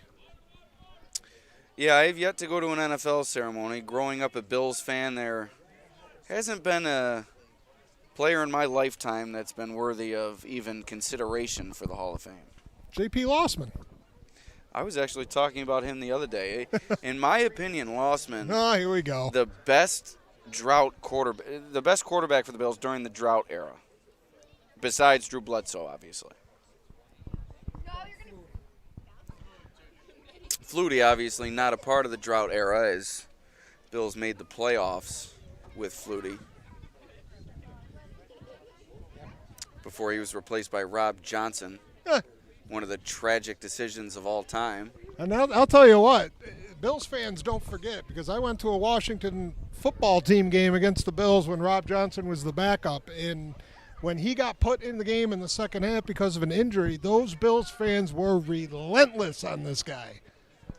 Like it was his fault that Ralph Wilson forced Wade Phillips to start him. Just relentless. You heard 65,000 people But threatening his life. You got to love that for Rob Johnson. The guy wants to play like any other NFL player. It's not his fault Ralph Wilson made the dumbest decision of all time. And wasn't that the one in Tennessee? Shouldn't they have won that game anyway? Yeah, the thing called the Music City Yes. Miracle happened. Reed looking to throw. Oh! Is that picked off? Yeah, I'm not sure if I got it on the camera. That's an interception. Ryan Fitzpatrick. At the 2-yard line. It's definitely weak camera work by me. Way to go. But Fitzpatrick went down for it, tipped it up to himself before it touched the turf, and was able to secure it. So in a 30-0 ball game, the first highlight for Notre Dame. It took 7:33 in the fourth quarter in order for it to happen, but it happened. And I'm not sure we got it on the camera. So if I didn't, I'm sorry. I was shielded by the Notre Dame bench. I did not see it. I just saw same. somebody. I'm not sure you would have been able to see it anyway, because him going down and getting that with the Notre Dame players there, it's really tough to see this end zone. Saw a couple guys put their hands up, so I thought maybe he caught it. Handoff. Woodruff trying to leap over tacklers. Pick up about 5 And another flag. All right.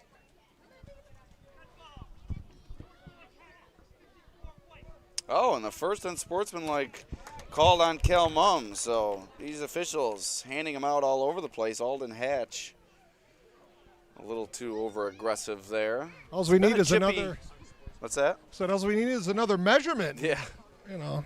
I'm not sure what we've had more of, unsportsmanlike calls or measurements. That's a good point. I think they might be even right now. I think it might be 5-5. Actually, there's more measurements. It's 4-5-4. So more measurements, according to Coach Mike Rapone. 5 measurements, 4 unsportsmanlike calls. Good to know someone's keeping track of the important statistics. That's because I have to deal with it. That's why. I believe in this week's newspaper for our football flashback, that will be one of the by the numbers. There you go. The number of measurements in today's game. Because everybody loves a measurement.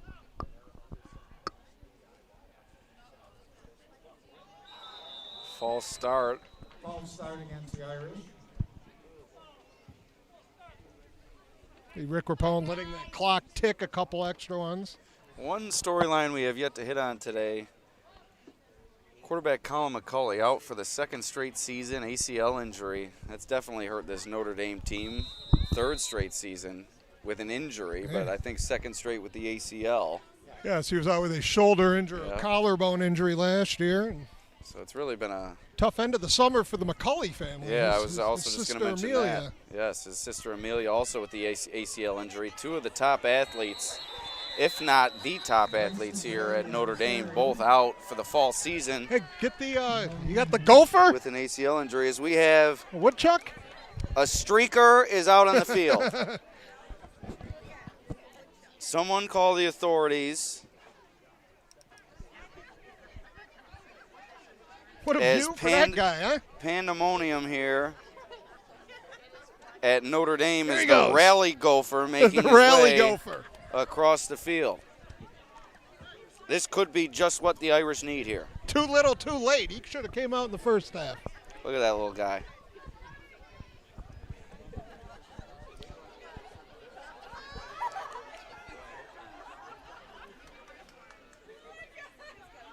Finero rolling out, but really, who cares? Let's go back to the gopher. Gopher action. That's really what everyone's interested in. He is approaching the 40. Oh, going backwards. He's going back. You know what I would hate to see, Nate? A long completion. Could be a whole Mufasa situation here with the stampede coming the way of the gopher. Well, the way things have gone, I don't think we have to worry much about that. And it looks like the officials have delayed the game for the gopher to exit the field.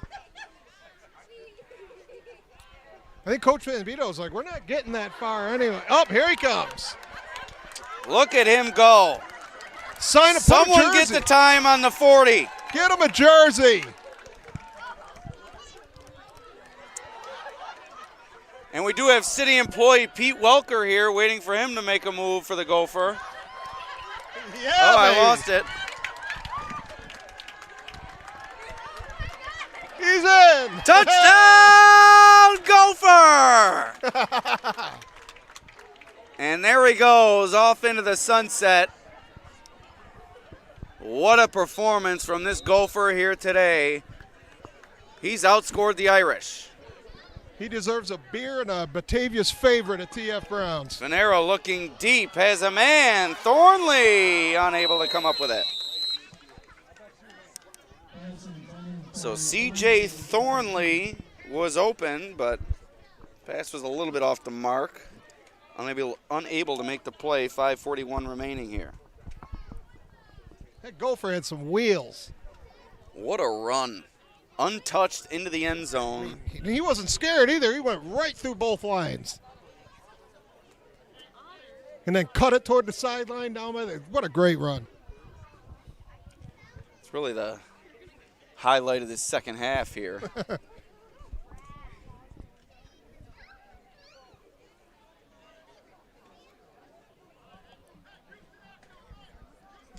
And Notre Dame saying, what the heck, we're going to go for it, I think. Yeah, they didn't go for the last one. Is this one a bad snap? Finera trying to get it away, throws it away, and that's going to fall incomplete. And that's going to be a turnover on downs. So just a reminder, we will award over the next few minutes the TF Brown's top trench performer along with the Casella Waste athlete of the game. Nate, what have you seen in the trenches? Give me some names. Who have you seen in there doing a nice job for Kelmum Byron-Bergen? You got Mark Poles Harrison, the tight end, who's caught a touchdown. I'm not sure if he qualifies. I mean, he's been on the defensive line as well. You know, you got to think one of those defensive linemen, because they've just manhandled Notre Dame on that side of the. I mean, Notre Dame's offense hasn't done a thing. We have a timeout here. We're going to take a quick break. Audio will be turned off for just a few moments here.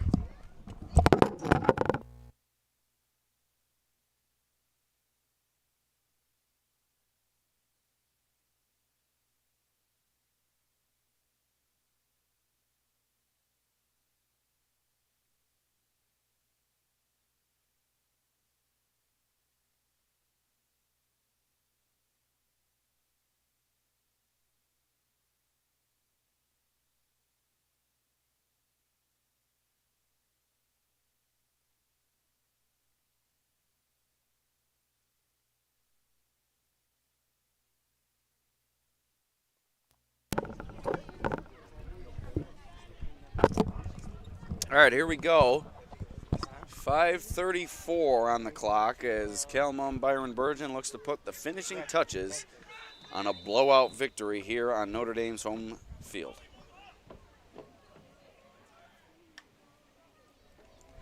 Brumstead takes the handoff. A couple of nice plays by him on defense. Now gets a carry.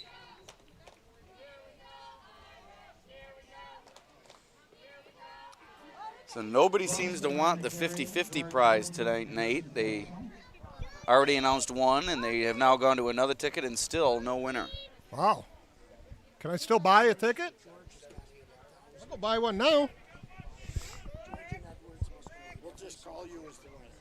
I think maybe if you guys made it a 60-40, maybe, yeah. Already ever have one for $215 anywhere else? You don't get that much. A lot of degenerate gamblers here at Notre Dame. David Brumstead still on his feet. Brumstead into the end zone. Touchdown Raiders. What a game for David Brumstead. He and Essig have really put forth quite the performance between them, along with Capitelli.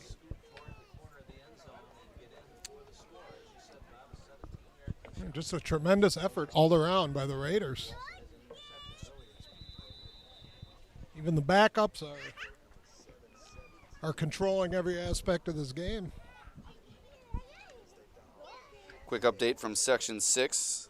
Medina, 24-0 lead over Newfane at the half. Medina looking to defend its Class C title. Reed takes the snap, looking to get the 2-point, but he's stopped by Groff. So with 4:44 remaining in this fourth quarter, 36-0, Byron-Bergen leads. And we're going to award the Casella Waste Player of the Game right now, Nate, and we're going to give it to Scott Essig. Absolutely. I didn't think, as well as Capitelli played, you mentioned Brumstead, his effort there early in the first half, midway through the first half, that changed the whole game. Those 2 touchdowns, receiving, and then the interception in the end zone. We still await the Top Trench Performer Award.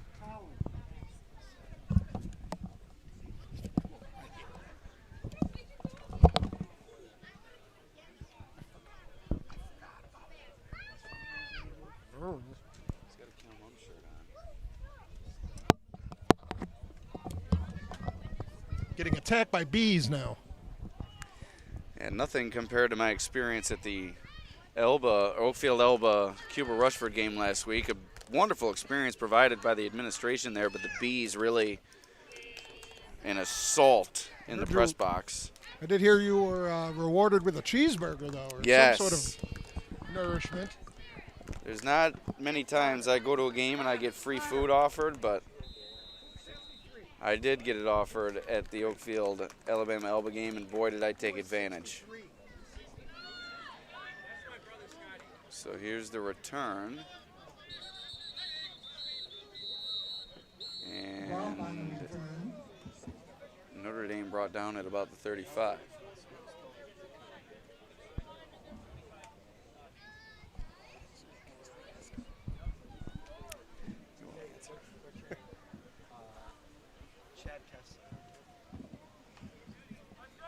We got a winner on the 50-50, Chad Kessler. Congratulations, $215.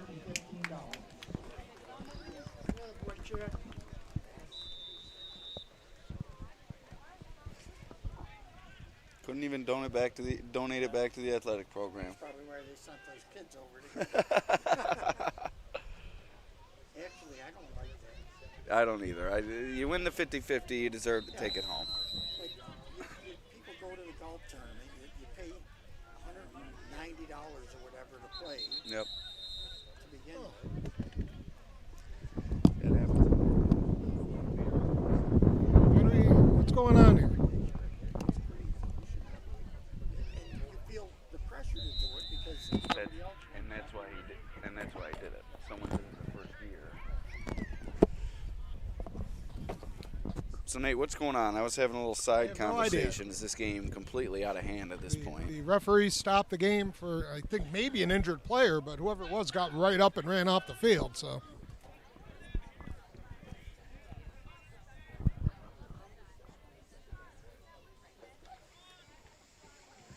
Barry up the middle with room. There goes Bryson Barry into the secondary.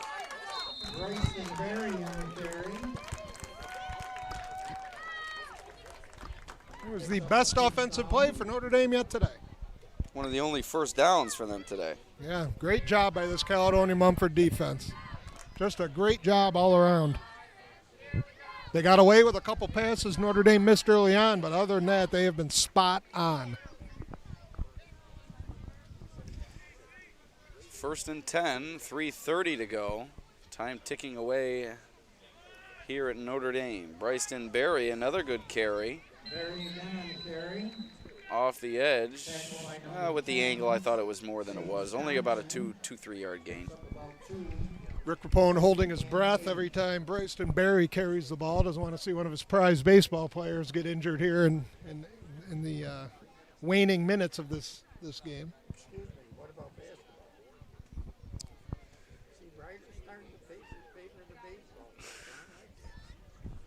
And congratulations to Mike Yokupovich for the first win of his career. Talked to him this summer. Very nice guy, very knowledgeable guy about the game of football, and good for him to pick up his first win. Whoa, Nate. Plenty of time left. Just kidding. 2:30 to play. Fanera fakes the handoff, looking to throw under duress, and he's spun down. Number 52, Garrett Thompson. Here comes the flag.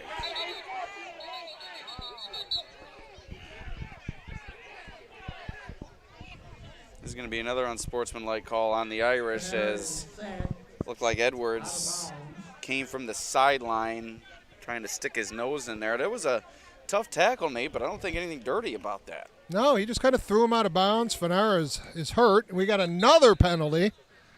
Flags all over. This flag almost hit us, as you see it there.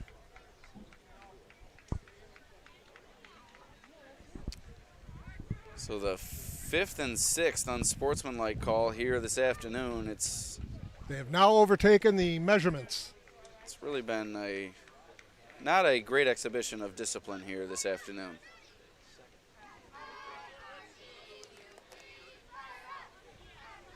And with 2:18 to go, you might just say you want to get things sorted out as quick as possible and get out of here as soon as you can. I know that's what Nate's thinking. Yeah, and, it really wasn't a dirty play by Caledonia. He was still in bounds. I'm not sure what happened on the back end of the play. Coach is throwing things.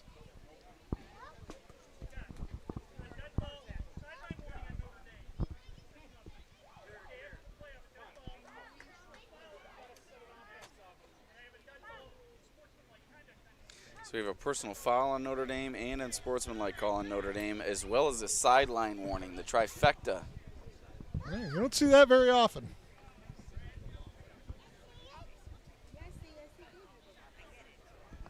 As we like to say, they're coming unhinged. Coming unglued, as Chris Metcalf likes to Unglued, say. unhinged. Took that ref a while to find his flag. He heaved it so high in the air, and I think the wind took it over here. A good Russell Crowe movie recently, Unhinged. I don't think I saw that one. So a movie about road rage, and he ends up taking the lives of several different people in this road rage incident. It's quite the crazy movie. They're going to need a golf cart to move this football back. Yeah, that's going to be about a 30-yard loss in this penalty. And I think at this point we just got to resume play. Enough of the explanation. Explain after the game if you have to. Tempers are flaring. We got to get this game over with here. And also, I got to go to my second job. As do I.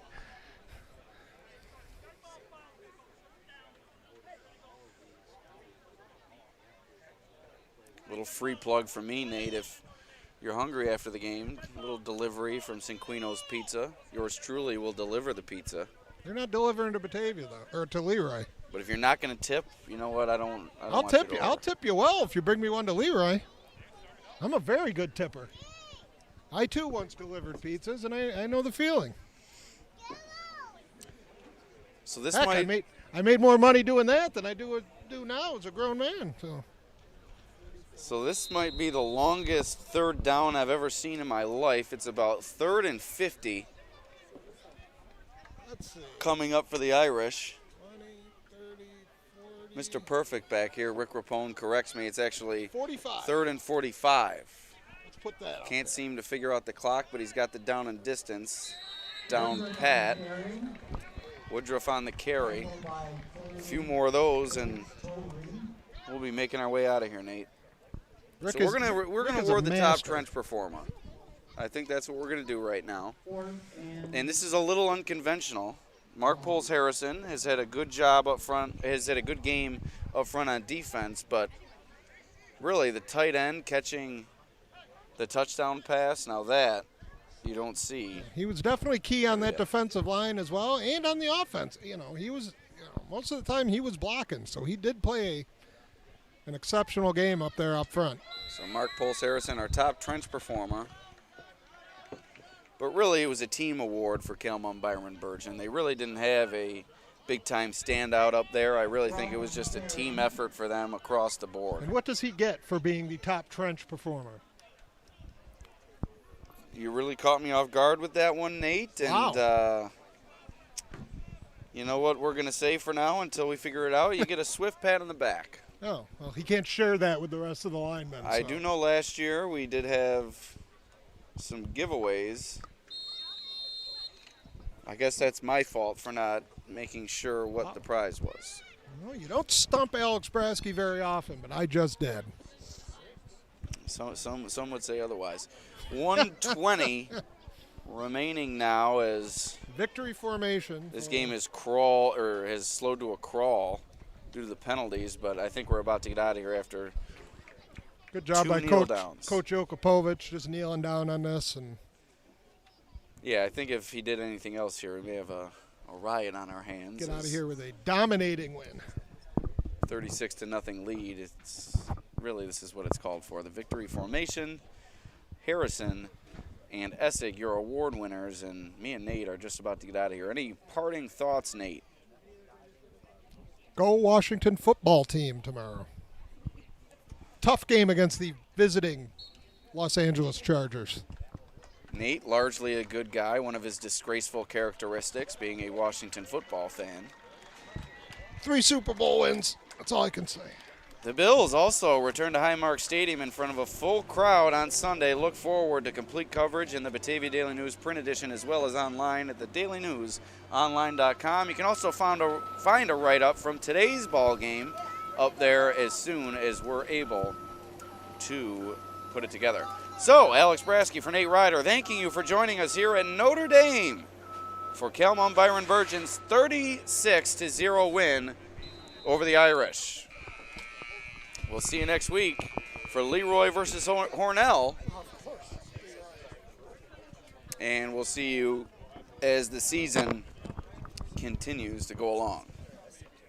So for the Batavia Daily News, last time, Alex Brasky, Nate Ryder, we'll see you next time.